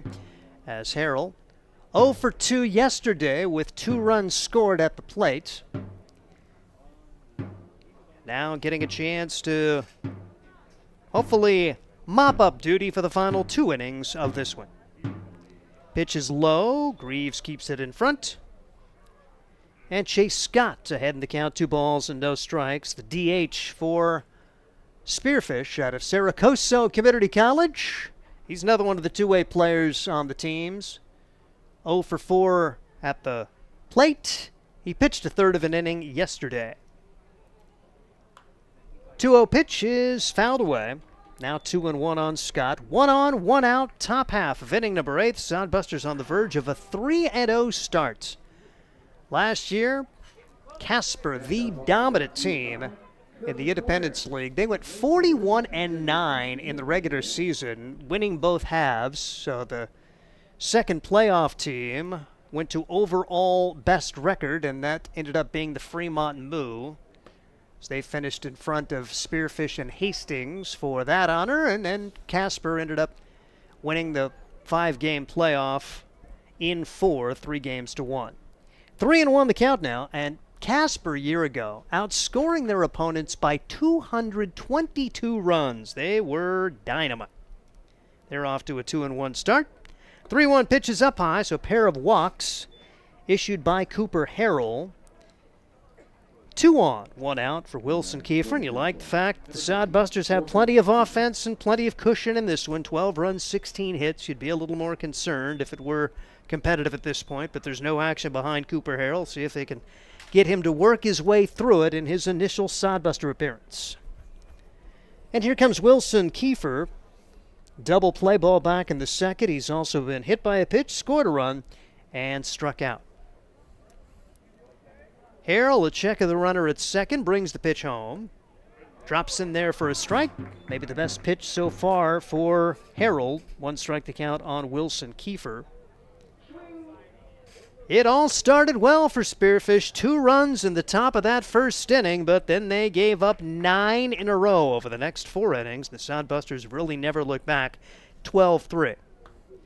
Pitch high. Greaves, great job to come out of his stance, knock it down. It's a 12-3 game. You could have just seen him let that one go back to the backstop. Love the competitive nature of Jude Greaves to keep those runners at first and second. The count goes to 1 ball and 1 strike. He's been given a workout by the last 2 pitchers in particular for this Hastings Sodbuster crew. As Harrell comes set, brings home the 1-1 pitch. Curveball does not break down for him, so it stays upstairs. 2-1, and Greaves is going to come out and have a word, try to settle him down a little bit. As a work in progress at this point for Harrell, much like the debut earlier for Hunter Doyle. But great to do that in what should be a Hastings Sodbuster win, as opposed to mop-up duty and a lopsided loss. After the visit to the mound, Sodbusters will get reset. Spearfish will take their leads away from first and second. You're really kind of concerned about this one, thinking Spearfish would come out with their hair on fire after they let one get away in a game they really shoulda, coulda won yesterday. Pitch right across, 2 balls and 2 strikes, and they did get the first 2 runs on the board, but Hastings responded immediately, and I know Weston struggled since that first inning, but Weston Johnston's 2-run single in the first to get it tied got to turn the momentum at Hastings' favor, and then they would just keep the offense going. A bunch of big 2-out hits over the first 4 innings. Pitch foul back. Count remains 2 balls and 2 strikes on Wilson Kiefer. Just kept pouring it on, getting those insurance runs, making this mop-up duty opportunity a possibility when you take what is a 9-run lead. 2-2 pitch, foul back. So Harrell making some quality pitches, and Kiefer spoiling them at this point. No action at all behind Harrell. Don't think the plan is to use another one. If you can get through this one using 3, you're still certainly in better shape than the guys in the visiting dugout. Pitch taken inside, 3 balls and 2 strikes. And Scott Galush excited. He said he's got a couple of more pitchers on the way.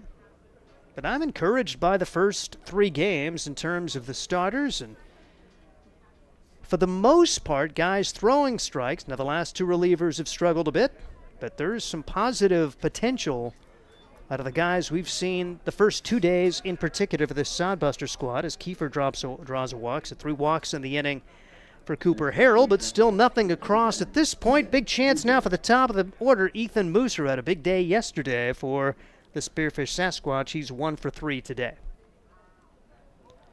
Mooser stands in the left-handed box. Lefty-lefty matchup, and the pitch is inside for a ball. 1 ball, no strikes on Ethan Mooser.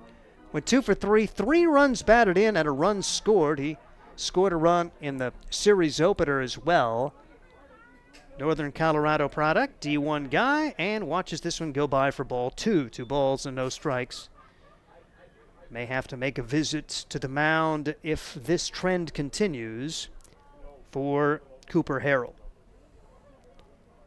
Harrell still trying to get it figured out. Only 1 out in the inning, bases loaded. And the pitch is outside for ball 3.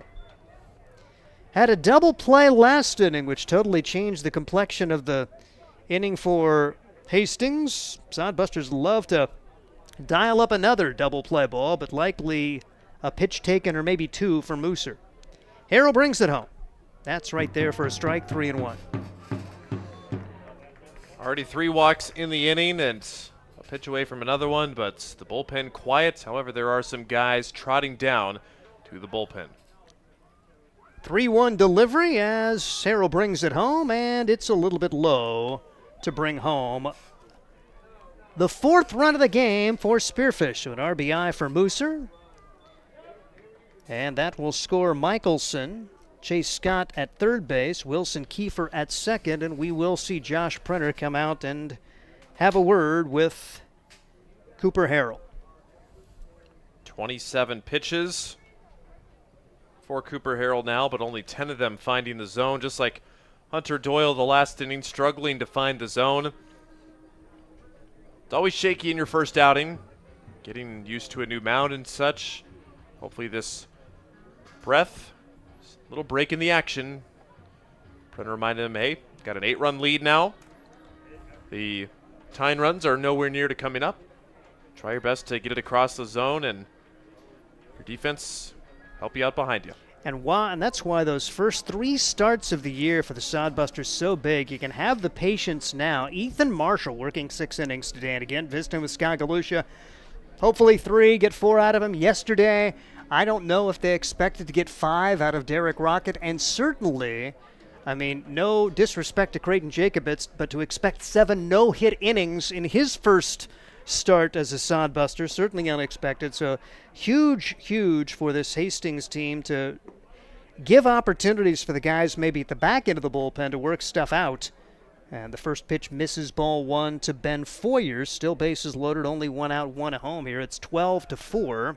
Spearfish trying to claw back in this one as Hastings does have action in the bullpen now. This pitch is inside and it's back to the screen. Another run will score for Spearfish. So Scott comes in. Kiefer now at third. Mooser at second. And a hit here. You get it back to a 5-run game. You felt pretty comfortable about things. If they get these 2 home with no more outs, it gets a little bit more uncomfortable. As we know Spearfish, their history, they have been a high-scoring crew. Haven't really shown that capability or likelihood in the early part of this season, but you know, there's the potential. That's kind of, they recruit for the ballpark in Spearfish, so they recruit some swingers. 2-1 pitch on the way. And that misses for ball 3. 3 balls and a strike on Ben Foyer. 2 runs have scored in the inning, no hits, 4 walks. And Harrell on the verge of walking his 5th now. with another left-hander warming for Hastings. That's another encouraging sign. There are a bunch of left-handers for this Hastings team. There have been years where maybe you have 1, 2, so you really can't play situational ball in competitive games. You pretty much have to go with who you've got. This year there's going to be a lot of opportunities where they can bring in lefties for lefty-lefty matchups. 3-1 delivery and bounced foul, 3-2. Want to see him get the guy here with 2 strikes. Can't imagine that they would allow Harold to go any further if he can't finish off Foyer here. And Harold set, brings home the 3-2 pitch. Bounce ball left side, going to be knocked down by the third baseman. The set, the throw, not going to be in time, so the ball put in play, but Ethan Foley couldn't handle it cleanly and threw late. A run scores. Foyer aboard. Kiefer comes home. Mooser had to hang on at second. There'll be runners at first and second, and it's now 12-6 in the contest as Spearfish drawing closer. Here's the pitch.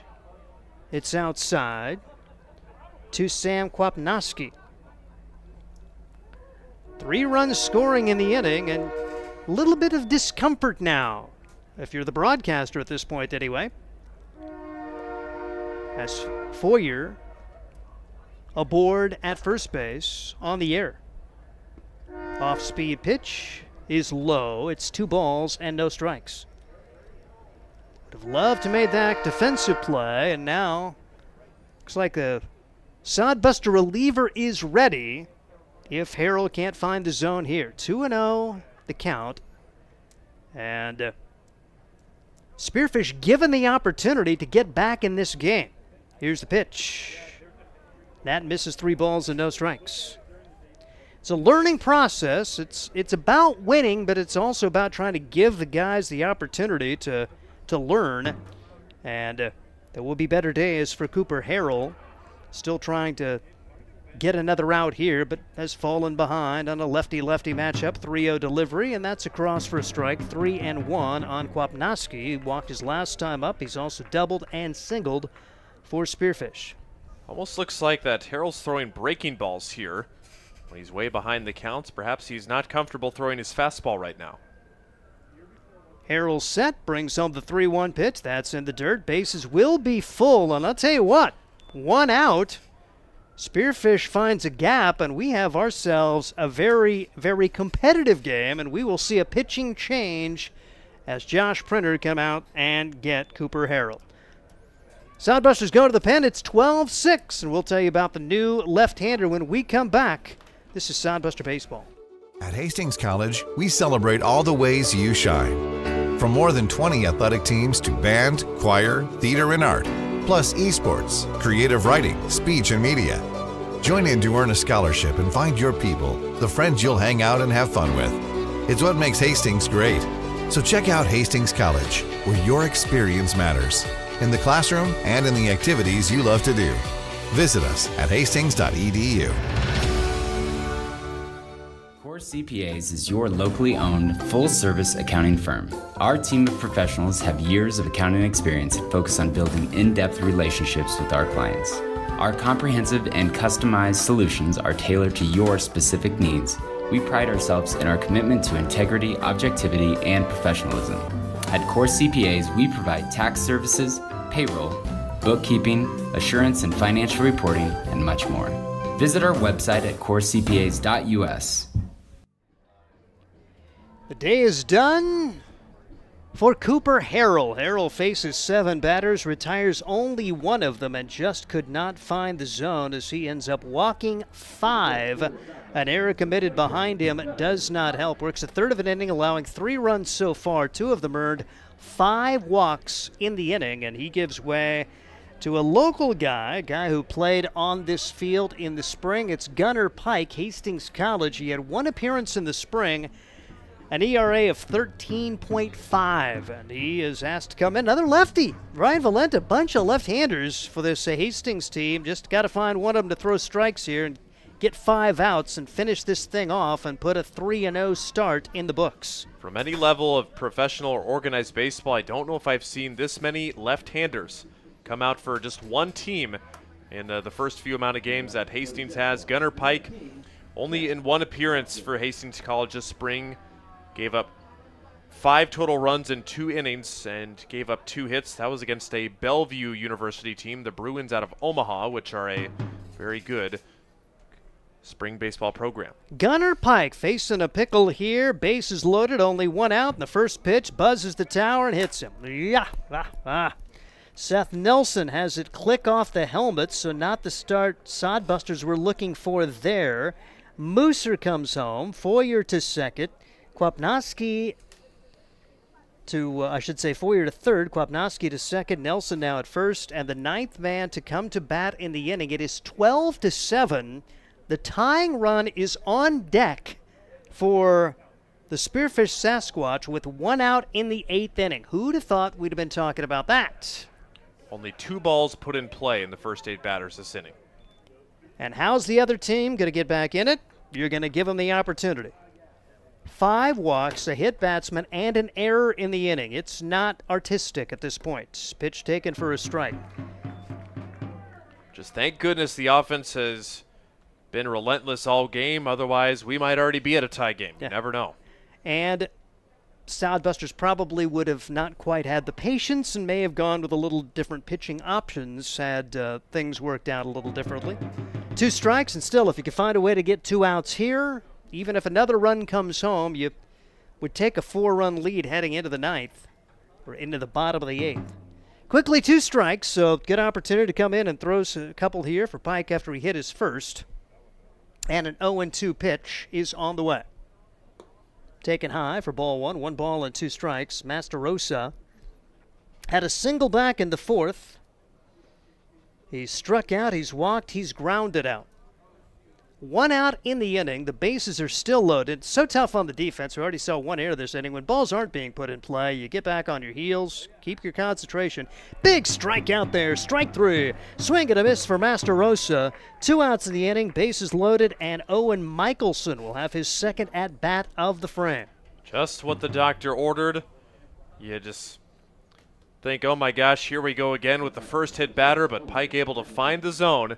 Something that is escaped the Sodbuster relievers until now. Now you're 1 pitch, 1 out away from ending this nightmare inning. 4 have scored so far. Pitch taken upstairs for ball 1. 1 ball and no strikes on Michelson, who walked to begin this onslaught. No hits in the inning. How do you score a lot of runs with no hits? We've never seen that happen before. Nope, never. 5 runs yesterday for the Sodbusters without the benefit of hit over 2 innings, so certainly a possibility, and that pitch just misses. The count 2 balls and no strikes on Owen Michelson. Hastings trying to get out of this with no more damage done, but like I say, a gapper, and we've got ourselves a 2-run game. Pike trying to survive this. Looks like there is right-handed action behind Pike. 2-0 delivery, and you were really hoping, number 1, hoping 2 pitches ago that you were going to be able to finish the game with Hunter Doyle. He went 1 inning, really struggled, but got out of that with a 0. And Cooper Harrell not so fortunate as he struggled and has been awarded 4 runs so far. 3-0 pitch, misses outside, ball 4, bases loaded, 1. So the strikeout of Michelson followed by a walk to Fort. And ladies and gentlemen, the tying run comes to the plate here in the 8th after the Sodbusters had led it 12-3 heading into the frame. Oh boy. Did I get off on a... This is going to be Peyton Fort now. That was Michelson who walked. Okay, Michelson. Oh, yep, Michelson walked. There's a strike, and now with it being too late for alcohol sales, Peyton Fort is the non-alcoholic liquid batter. Yep, Michelson with the walk after Masterosa struck out. There's a bouncer back to the pitcher. Pike going to turn, going to fire to first. He pulls it off the bag. Jarvis able to grab it and tag the bag to save the inning. Oh, my goodness. How about the play there for the Hastings first baseman, Before we take our break, tip of the hat to Ryan Jarvis, who saves an error and keeps it a 4-run game. Spike got it and just hurled it over there. Jarvis had to go headlong to catch it, then dove back and hit the bag first to retire Peyton Fort 1-3 on the putout to end a 5-run top of the 8th inning. 12-8 as we head to the bottom half, and this is Sodbuster Baseball. Blue Fork Kitchen features elevated comfort food in a family-friendly, fast casual environment. With a full menu, you can sit down for a nice meal or order online for pickup. From salads and wraps to burgers and steaks, Blue Fork Kitchen has your kind of food. Open Tuesday through Thursday, 11 to 9 p.m., and Friday and Saturday, 11 to 10 p.m., with a special brunch buffet Sunday from 9 to 2 p.m. Blue Fork Kitchen is located in the Cimarron Plaza, 38th and Osborne Drive in Hastings. Like them on Facebook. Make your next pit stop at the Coach's Corner. A friendly staff and a deep lineup of snacks. You can find Coach's Corner in North Hastings on Osborne Drive East. More than just a gas station, Coach's Corner is the place to get delicious pizza made fresh for you and your family. Don't take our word for it. It's so good it'll be featured at selected Sodbuster home games this season. For a convenient and clean experience, be sure to check out the new convenience store in North Hastings, Coach's Corner. What was a 9-run lead is now a 4-run advantage after Spearfish plates 5 runs on no hits. There was 1 error and 3 men left. Sodbusters gave them all sorts of opportunities as Hastings using 2 pitchers. They walk 6, they hit 1, and now it's ball game. Sodbusters do lead by 4, but don't feel nearly as comfortable, and you'd love some more insurance with Causey, Cross, and Greaves coming up. Definitely would love some insurance, but like we mentioned, this guy on the mound, Jackson Peters, a guy who has still not recorded an out via anything else than a strikeout here in his second outing in as many days. And there was a reason they took him out when they did last night, for this reason, as they try to bring him back in back-to-back days, a solid reliever for this Spearfish Sasquatch team. And now, pretty important that he gets a 0 on the board. That Spearfish dugout, you're thinking 4 runs, that's a possibility. Sodbusters will have right-handed action as they do have their closer, Nate Fisher, up. He may be asked to come in back-to-back days for Hastings, and that was really not the plan. You were hoping after you got 6 innings out of your starter to maybe only use 1 more guy, and that has not been a reality today. And now you kind of see why Scott Galusha was really concerned when we was up here, knowing that as you go deeper in that bullpen, there's guys that still have some things to work on, and we kind of see that come to the forefront, and that's part of summer ball. 2-0 the count. Pitch swung on and missed, blew it right by Luke Causey. Causey, a big insurance 2-run triple coming back in the 6th inning. 2 singles to go along with that, so he's got a 3-hit day. 3 hits for Shabry, 4 hits for Drew Vegas, part of a 16-hit attack for the Hastings Sodbusters, leading it now 12-8. Oh. This a foul ball that get the umpire or the catcher? Like sure. It got Master Rosa. You see him shake his head there, but probably one of those that rattles the cage a little bit. Your ears might start ringing in an inning or so. I blame Connor Christensen for the comeback. The guy who was a guy who was with the Huskers today, and he walks in the booth, and the wheels have fallen off here. He's got his Big Ten champion hat on for the remainder of this game. He's one of our prod guys, making his debut, up by 9 before he walked in the booth, and but pretty cool for Connor to be a part of that Husker experience there. The Big Ten champs gets a chance to go to the Big Ten tournament back-to-back years and share that with the Husker crew as he works behind the scenes for Husker baseball. Pretty neat for him. I think there was maybe 1 or 2 runs that scored before Connor came in, but yes, he was in the ballpark, I'll bet, wasn't he? I don't know. What was the score when you came in, Connor? 12-6. Okay, so all right, cut him some slack. It was 12-6 when he came in. It's 12-8 now. 12-3 when the whole thing went by the wayside. And a check swing, and going around is Causey. Causey rung up there. There's 1 out in the 8th. Still a game, 12-8. The Hastings Sodbusters with the lead as Brock Cross will come to the plate. Continues the streak there. That could have been a walk. Well, it could have been a strikeout. Continues basically the streak, there has been nothing put in play. It has been walk or strikeout. That's nuts. And how does your defense get ready for one to Somebody come bunt it. Yeah, just put it in play. I don't care if you get out. Just see what happens. Yeah. Make him make a play on it. Here's the pitch. He's got a real funky delivery. I would think it would be awfully hard to see that ball coming out of his hands. Oh, gosh, you're moving just every part of your body there, upper torso, arms, legs, too. Can be maybe a little bit hard to figure out where that release point is and get a good look at the baseball. Brock Cross, a couple of runs scored. He was hit by a pitch twice. He's 0 for 3 in his sodbuster debut. Guys getting a lot of opportunities to be in action today. Plenty of at-bats as your leadoff man has now batted 6 times in the game, and we're in the 8th. Hastings with multiple runs in 6 innings today. Make it 5 innings, 2, 2, 2, 3, 2, and a 1-run inning. The only inning they didn't score was the 5th. Hastings keeping the pedal to the metal, and it looks pretty big now with Hastings now. It feels like clinging to a 4-point lead. I mean, most of the time, if I tell you you're going to the 9th inning with a 4-run lead, you feel pretty good about it, but most of the time you haven't just given up 5 in the 8th. 2-0 the count, the pitch. That's inside.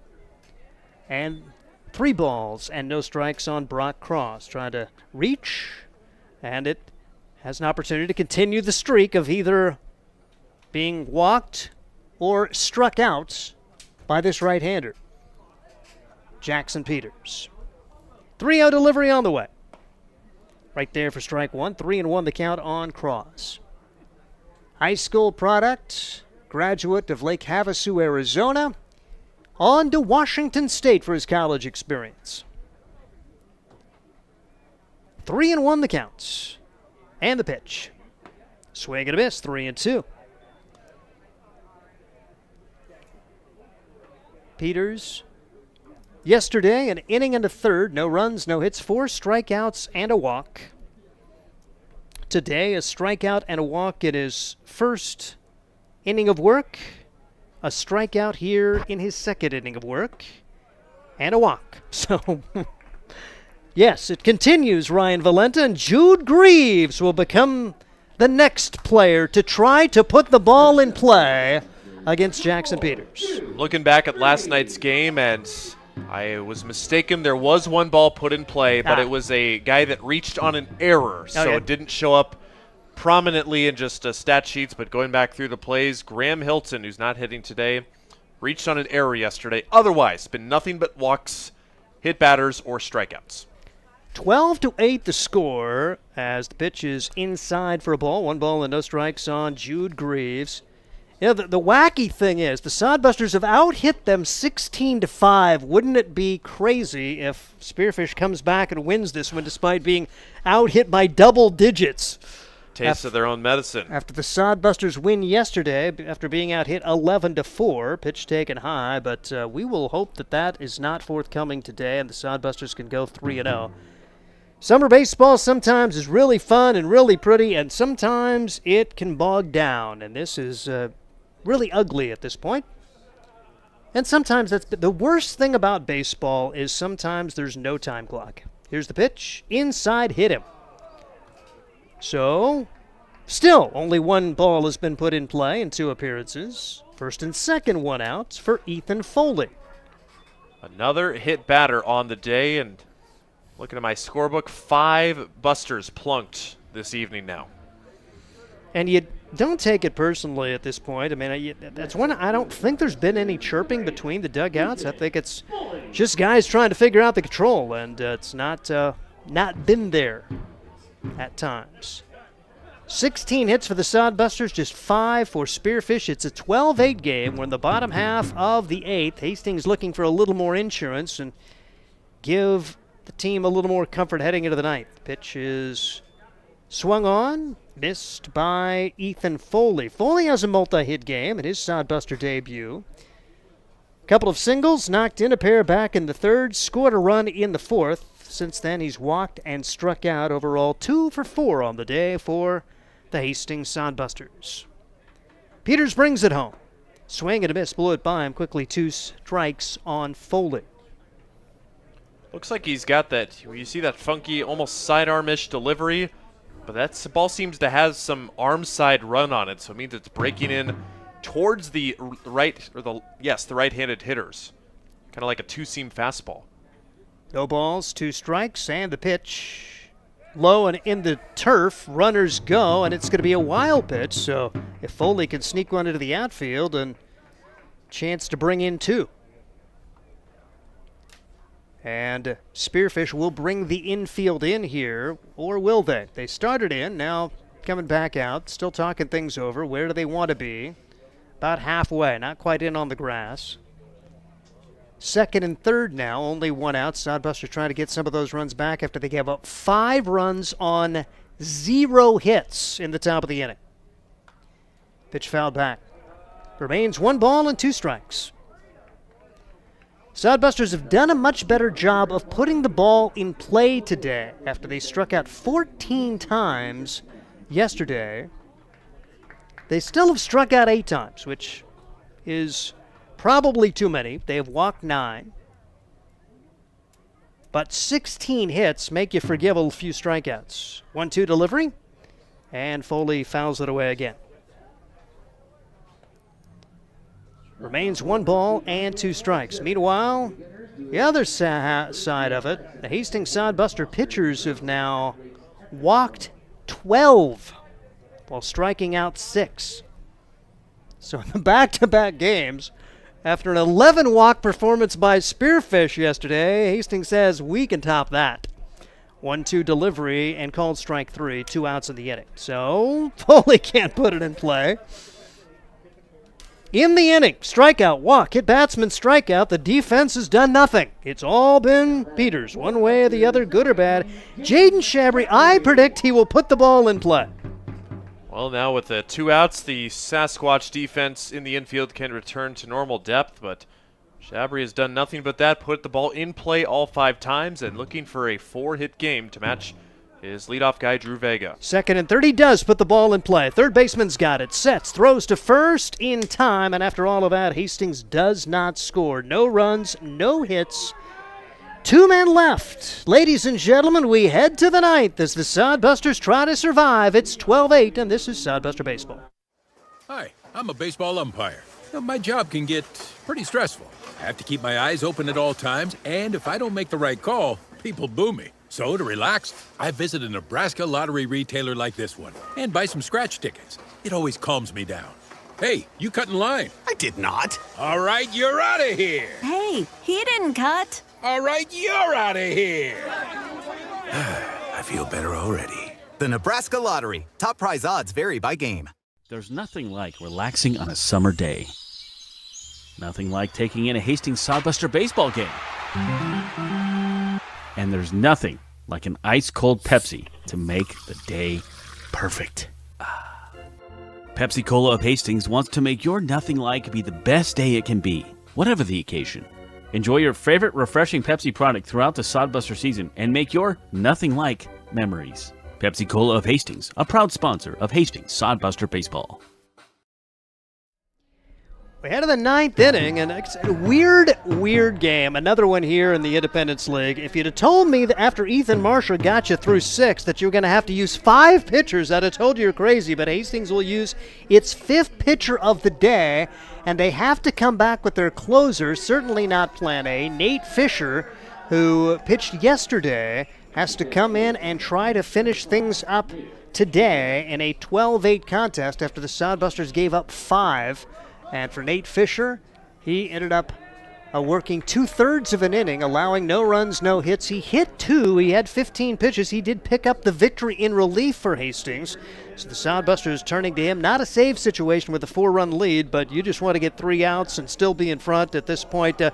All the style points are gone from this one, Ryan Valenta. Just go 3-0 somehow, some way. That will be the case because Nate Fisher back out on for the 2nd time in as many days, and you get a good close-up of the high action, high movement set, the squat, and the delivery from him. So submarine thrower last night, able to work the final 2 outs of the game, and a scoreless 2 outs Did allow a couple of base runners, had to face 4 batters, but did not allow a hit, a walk, or did not strike out anybody. 4-run lead, you like it. He's a guy that's probably not going to strike out a lot of guys, but induce a lot of soft contact with his different arm angles and different pitches that can come out of different arm slots to keep the hitters' timings off balance. And faces the 8-9 and 1 hitters. Both of those guys walked last inning in what was a nightmarish inning for the Sodbusters, as 2 different guys ended up combining to walk 6 in the inning. Here's the pitch, taken outside for ball 1. 1 ball and no strikes. Scott, one of those. He would come around to score. He's walked twice today. 0 for 2, 12 to 8, 12 runs, 16 hits for the Sodbusters, 3 errors. 8 runs, 5 hits for Spearfish as the pitch curving across at the knees. Will take that. 1 ball and 1 strike on Chase Scott. And the Sasquatch have committed 2 errors. Not really artistic, but you'll take win number 3 if you can find a way to get it. As the right-hander, Nate Fisher brings it in. It's outside for a ball, 2-1 the count on Chase Scott. And if we thought the delivery of Jackson Peters was funky, yeah, this is wacky. If you're standing at the plate there and trying to figure out where this ball's coming from. And that early squat before the pitch just misses on the off the inside, maybe a little bit low, and it's 3-1. And the last thing you want to see is a free pass to open the 9th. 3 balls and 1 strike the count. Fisher trying to find the zone. Here's the pitch, inside, hit him. Had 2 hit batsmen yesterday. We talked about the Submariners struggling with hit batsmen, and that is 3 hit batsmen in 2 appearances for Fisher, and leadoff man aboard for Wilson Kiefer. Yeah, just with the different delivery, especially to the right-handed hitters, you see how far, because he starts off to the right-handed side of the batter's box, and the pitcher then goes way out with the leg and then has to come back over center. Pitches that one inside to Wilson Kiefer. Kiefer taking ball 1, 1-0 the count. He was hit by a pitch back in the 5th inning. He walked in the 8th, 0 for 2, had that big double play ball, throw over to first. Nothing happening for Chase Scott down at Wood, down by 4. Throw strikes, get that elusive first out here in the 9th inning. Sodbusters were seemingly comfortably in front at 12-3. It's not so comfortable now at 12-8, and Fisher is struggling with the zone. Out of Northeastern Oklahoma Junior College, 26-25, that team went. The home of NEO is Miami, Oklahoma. Pitch inside, hit him. 2 hit batsmen to begin the appearance for Fisher. You hit the 8 and 9 hitters. Here comes the top of the order, and ladies and gentlemen, the tying run is on deck with nobody out in the top half of the 9th inning. It is 12-8, Hastings on top. Could never have guessed we would end up here, Steve. Whew, and there is a left-hander warming for the Hastings Sodbusters. The 6th guy could be coming in more sooner than later as Fisher brings the pitch across. Bouncing ball. Fielded by Jarvis. He'll dish to the pitcher covering. Out on a bang-bang play, and Spearfish is irritated. Woo! I don't blame them. I do not think that Nate Fisher ever got the base. He was toe-tapping his way around the base. It's clear that Mooser got the base, but I don't think that the pitcher ever tapped the base. I'm looking at the replay now, and he looks like he missed the base. Oh, wow. And I think they're going to try and ask for help, but I think that Jason Seitz will say, I've got what you got, partner. And big break for the Sodbusters if this call is upheld. Jarvis did what he could, and he was going to try to win the race back to the bag, but Ethan Mooser, give him credit, he hustled it down the line. And the call will stand. So that is a monster call. Get that first out. The runners do advance, but you'll take that for the Hastings Sodbusters. Spearfish not pleased with that call. And the Sodbusters catch a break as Ben Foyer's at the plate, keeping that tying run off the plate and getting the first out. Pitch is missing for a ball. 1 ball and no strikes on Ben Foyer. Foyer was 0 for 3. Then a ground out, and then reached on an error his last time up. So 0 for 5 for Foyer as he hits it hard but foul. 1 ball and 1 strike the count on Foyer. A pair of hit batsmen to increase the drama here in the 9th inning. 12-8, Hastings on top. try to close out the third victory without a loss. You were feeling really good about the pitching prospects tomorrow, but now you've had to use 5 guys today. 1-1 pitch right across for a strike, 1-2 the count on Ben Foyer. Get that first out, just takes a little bit of pressure off. You can kind of take that second breath and say, even if you give a run or 2 up right here, just get the outs. You will exchange that in a heartbeat. 1-2 pitch outside, 2 balls and 2 strikes on Ben Foyer. He's looking to provide some offense here for Spearfish. 0 for 5, an RBI and a run scored for Ben. 2-2 the count. Don't want to go to 3-2. Bring it across. And sprayed foul. Middle there, and Foyer fouled it off the right side. It remains 2-2 on Ben Foyer. 12-8. Sodbusters lead it, top half of the 9th inning. As the right-hander, Nate Fisher from Bixby, Oklahoma, delivers. Curveball fouled away, and a good job for Foyer to stay alive. That was carrying inside. When it came out of his arm, I'm thinking hit batsman number 3, but it did break enough, and Foyer had to fight it off. Yeah, that curveball or slider, whatever that pitch is that moves away from the right-handed hitter. Saw him deliver a called strike 1, the first batter of the inning, Chase Scott, that found the zone really well. But yeah, surprised to see that Foyer offer at it. 2-2 with 1 out, runners at second and third. Big call going for the Sodbusters to get that first out over at first base. Bouncing ball back up the middle, could be trouble. Phillips over, got it, throws to first, low throw. Jarvis does it again defensively, digging it out. Run scores, 2 outs though, as Jarvis gets the scoop on the low throw from Phillips. 2 outs in the inning. It is 12-9. You will absolutely take that any day of the week. Exchange the run for an out, but Ryan Jarvis, the savior right there, that could have been disastrous. Would have brought the tying run to the plate if he doesn't make the play. Pitch fouled back. He's made 2 good defensive plays. Made that stop and the dish to the pitcher covering. And Sodbusters looking for their first ever 3-0 start. If they can find a way to get 1 more out. And it's Sam Kwapnowski, the last hope. Count 1 ball and 1 strike on the Columbus product. Kwapnowski, a couple of hits today in 3 at-bats. He has scored a run. He's walked twice. Most guys have walked at some point in this game. Pitch fouled back. And now the Sodbusters are a strike away from win number 3. As the right-handed pitcher, Fisher, the runner at third, 2 outs, 12-9. Hastings with the lead. 1-2 pitch coming. And this one is bounced foul on the right side. It remains 1 ball and 2 strikes. Sodbusters, a team that have been around since 2018, trying to do something they've never done in their franchise history if they can get this final out. As Fisher brings it home. Stays a little bit high, took something off of that one. A tough take for Kwapnowski, and it's now 2 balls and 2 strikes. Saw 353 pitches yesterday. We're up around that mark today at a 12-9 contest. Here's the pitch. Outside, 3 balls and 2 strikes. Take it to the limit with Kwapnowski. Pair of hit batsmen in the inning. Couple of ground outs. The RBI ground out from Ben Foyer, and now we get to 3 balls and 2 strikes. The pitch from Fisher, low for ball 4. The tying run will come to the plate here in the 9th inning. Jason Seitz knows he doesn't get paid by the pitch, right? I mean that with all respect there. Those pitches are just outside.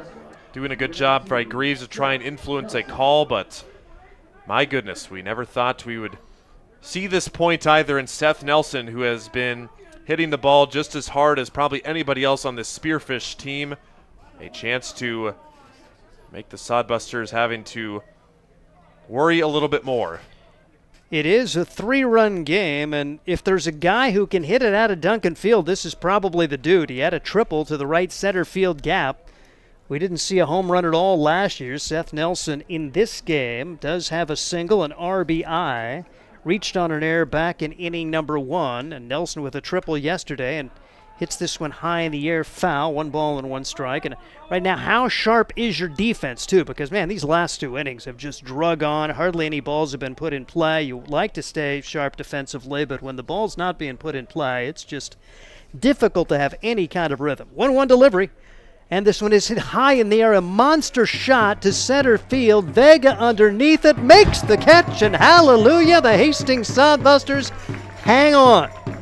They've won all sorts of games here in these first 3. 5-1 on Friday. They battle from behind in walk-off fashion, 7-6, and kind of hanging on for dear life today. What was a 12-3 lead turns into a 12-9 Sodbuster victory and a first-ever 3-0 start for the Hastings Sodbusters. We will talk about it, wrap things up when we come back. This is Sodbuster Baseball. At Hastings College, we celebrate all the ways you shine. From more than 20 athletic teams to band, choir, theater, and art, plus esports, creative writing, speech, and media. Join in to earn a scholarship and find your people, the friends you'll hang out and have fun with. It's what makes Hastings great. So check out Hastings College, where your experience matters, in the classroom and in the activities you love to do. Visit us at hastings.edu. CPAs is your locally owned, full-service accounting firm. Our team of professionals have years of accounting experience and focus on building in-depth relationships with our clients. Our comprehensive and customized solutions are tailored to your specific needs. We pride ourselves in our commitment to integrity, objectivity, and professionalism. At Core CPAs, we provide tax services, payroll, bookkeeping, assurance and financial reporting, and much more. Visit our website at corecpas.us. Blue Fork Kitchen features elevated comfort food in a family-friendly, fast casual environment.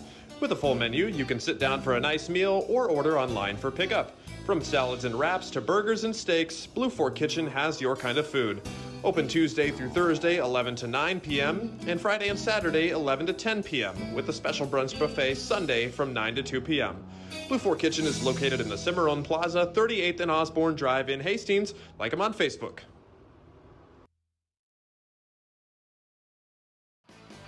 Make your next pit stop at the Coach's Corner, a friendly staff and a deep lineup of snacks. You can find Coach's Corner in North Hastings on Osborne Drive East. More than just a gas station, Coach's Corner is the place to get delicious pizza made fresh for you and your family. Don't take our word for it. It's so good it'll be featured at selected Sodbuster home games this season. For a convenient and clean experience, be sure to check out the new convenience store in North Hastings, Coach's Corner. The Hastings Sodbusters survive at 12-9. Steve Stein, Ryan Valento will get you some closing numbers here. But first of all, initial impression of this one, Ryan. What about this baby? Just when I thought that there couldn't be anything more crazy happening in a game, told you pregame the 7-inning no-hitter that almost came to be a 9-inning no-hitter. Awesome. Yesterday, coming back when they definitely should have come back. Really awesome. Today, kind of our first few heart palpitations in the booth that we're so accustomed to having here, but they get it done, 9-12, and like we mentioned, it could have flipped on the script. That Spearfish could have been the team that only got 5 hits on offense, but ended up coming back to it. The bullpen, a little bit shaky today, but a start by Ethan Marshall and the offense early on gives them the win in it, and super cool for the guys to start 3-0 for the first time ever. And you're going to have to win games in different styles, and they've won it about every way here over the first 3 days. 12 runs, 16 hits, 3 errors. Hastings strands 18 in the game. My gosh. So they score 12. If you score half of those guys that you left, you've got 21 on the board. Spearfish, 9 runs, 5 hits. They had their share of stranded runners as they ended up stranding 2 more, so they strand 13. You know, I was lamenting anyway, 353 pitches yesterday. How about today? 375. We went over it. The Sodbusters threw 193 and Spearfish 182. Like you mentioned, those stats, the 11 walks is coming into it. I think we had 1 or 2 more in the final inning of it, but free pass after free pass. I'm going to say 10 times out of 10.1 times you're going to lose a game if you walk 11 hitters. But Sodbusters using that anomaly of a mark tonight to somehow find a way to hold on And as I say, we've done a lot of baseball, Steve. I don't know if we've ever seen stat lines like this many runs, this many hits for a team, and leaving that many guys on base too. Yep. Truly remarkable that they were able to win tonight. Hastings, the pitchers end up walking 13 on the day and hitting 4. So it was there's 17 opportunities for you to give up runs there, and let's face it, the other side too, the Spearfish Sasquatch, they end up walking 9 and they hit 4, so they give up 13 free passes. Like I said, not a work of art. And yesterday you could almost forgive it in terms of it was wet. It was an awful day to be a pitcher. Today, just a tough day. And you mentioned it before. If pitching were easy, then everybody'd do it. And it's sometimes really tough to get it over the plate. And today was one of those days, and it's probably a little contagious. Oh, my gosh, my last guy just walked 3. I've got to come in and throw strikes. And what's the first guy do? Hit a guy. Yep. And that's why the start for Ethan Marshall is so big in this one as he works the first 6 innings. We'll take you through the pitching numbers here for this Hastings team as on the mound, Marshall ends up getting the victory, going 6 innings, allowing 3 runs. Just one of those earned, allows 5 hits, strikes out 4, and walks 3. And then Doyle, Harrell, Pike, and Fisher all had their moments. Fisher ends up getting out of that 9th inning, allowing 1 run on no hits. He hit 2 and walked 1. So not exactly artistic today. We'll tell you about the hitting numbers in a little bit and mention the Spearfish numbers. But come on over, Josh Printer. 3-0, buddy. Talk a little bit about today's game. They came out and kind of hit us in the punched us in the mouth. Inning 1, we came back and punched them right back, and then just not being satisfied, keeping offense locked in, and we did a really good job just putting up a crooked number almost every inning, and just a win's a win. You can take it any way you can get it. Team that ended up throwing 193 pitches. It got less than pretty at the end, but you're able to find the right guys. Your game plan of pitching staff obviously got thrown out the window towards the end, but I think Ethan Marshall was the bright spot for you, able to go those 6 innings and have the bullpen able to hold on. Talk about Ethan's start tonight. He just went right at kids and threw strikes, and that's the name of the game. Just throw strikes and let them hit it here at Duncan, and trust your defense behind you to make some plays, and he did just that. And with the offense getting the 12 runs, that allows you a little more patience to try to let guys work it out, and it was just a tough day for guys to work it out in this one. Absolutely. Just a little nerves played some factor in that, but great opportunity to get those guys their first outings out of the way, and hopefully their second time coming back out. Had a little free, been there, done that before, and just good to get it out of the way in a game like that, so have a little cushion. Well, thank goodness the offense did what it did at the start. Drew Vega, the second career 4-hit game for the Busters, 3-hit games for Shabry and Cossey. What were they seeing up at the plates as they knocked around that starting pitcher early? Talk about the approach tonight to give the guys a dozen runs. I think just staying to the approach, being simple here at Duncan Field. We don't need no trying to swing for the fences, no 3-run home runs. Just find a way to get on base and just score runs and just keep it simple. And the weird stat is, hey, you left 12 runs, 16 hits, stranded 18. Oh my! You left a lot of runners out there, which we thought, is that going to look big here? The way the last couple innings went.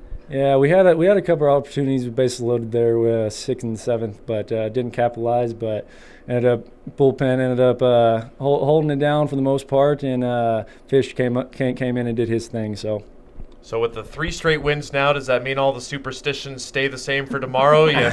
Garments stay the same tomorrow. Is that the case? Probably somewhere along the lines. Yeah. Especially me and Scott are both pretty superstitious. So pretty much a lot of the same things. If it ain't broke, don't fix it. Awesome. Right, awesome. Right. Do we let Corey Corranda coach first tomorrow, or is it still going to be Scott? Probably got a guy. We'll handle that situation tomorrow. Probably handle that situation tomorrow. You guys probably know the answer to that one, though. All right. All right, we know. Good job, man. Absolutely.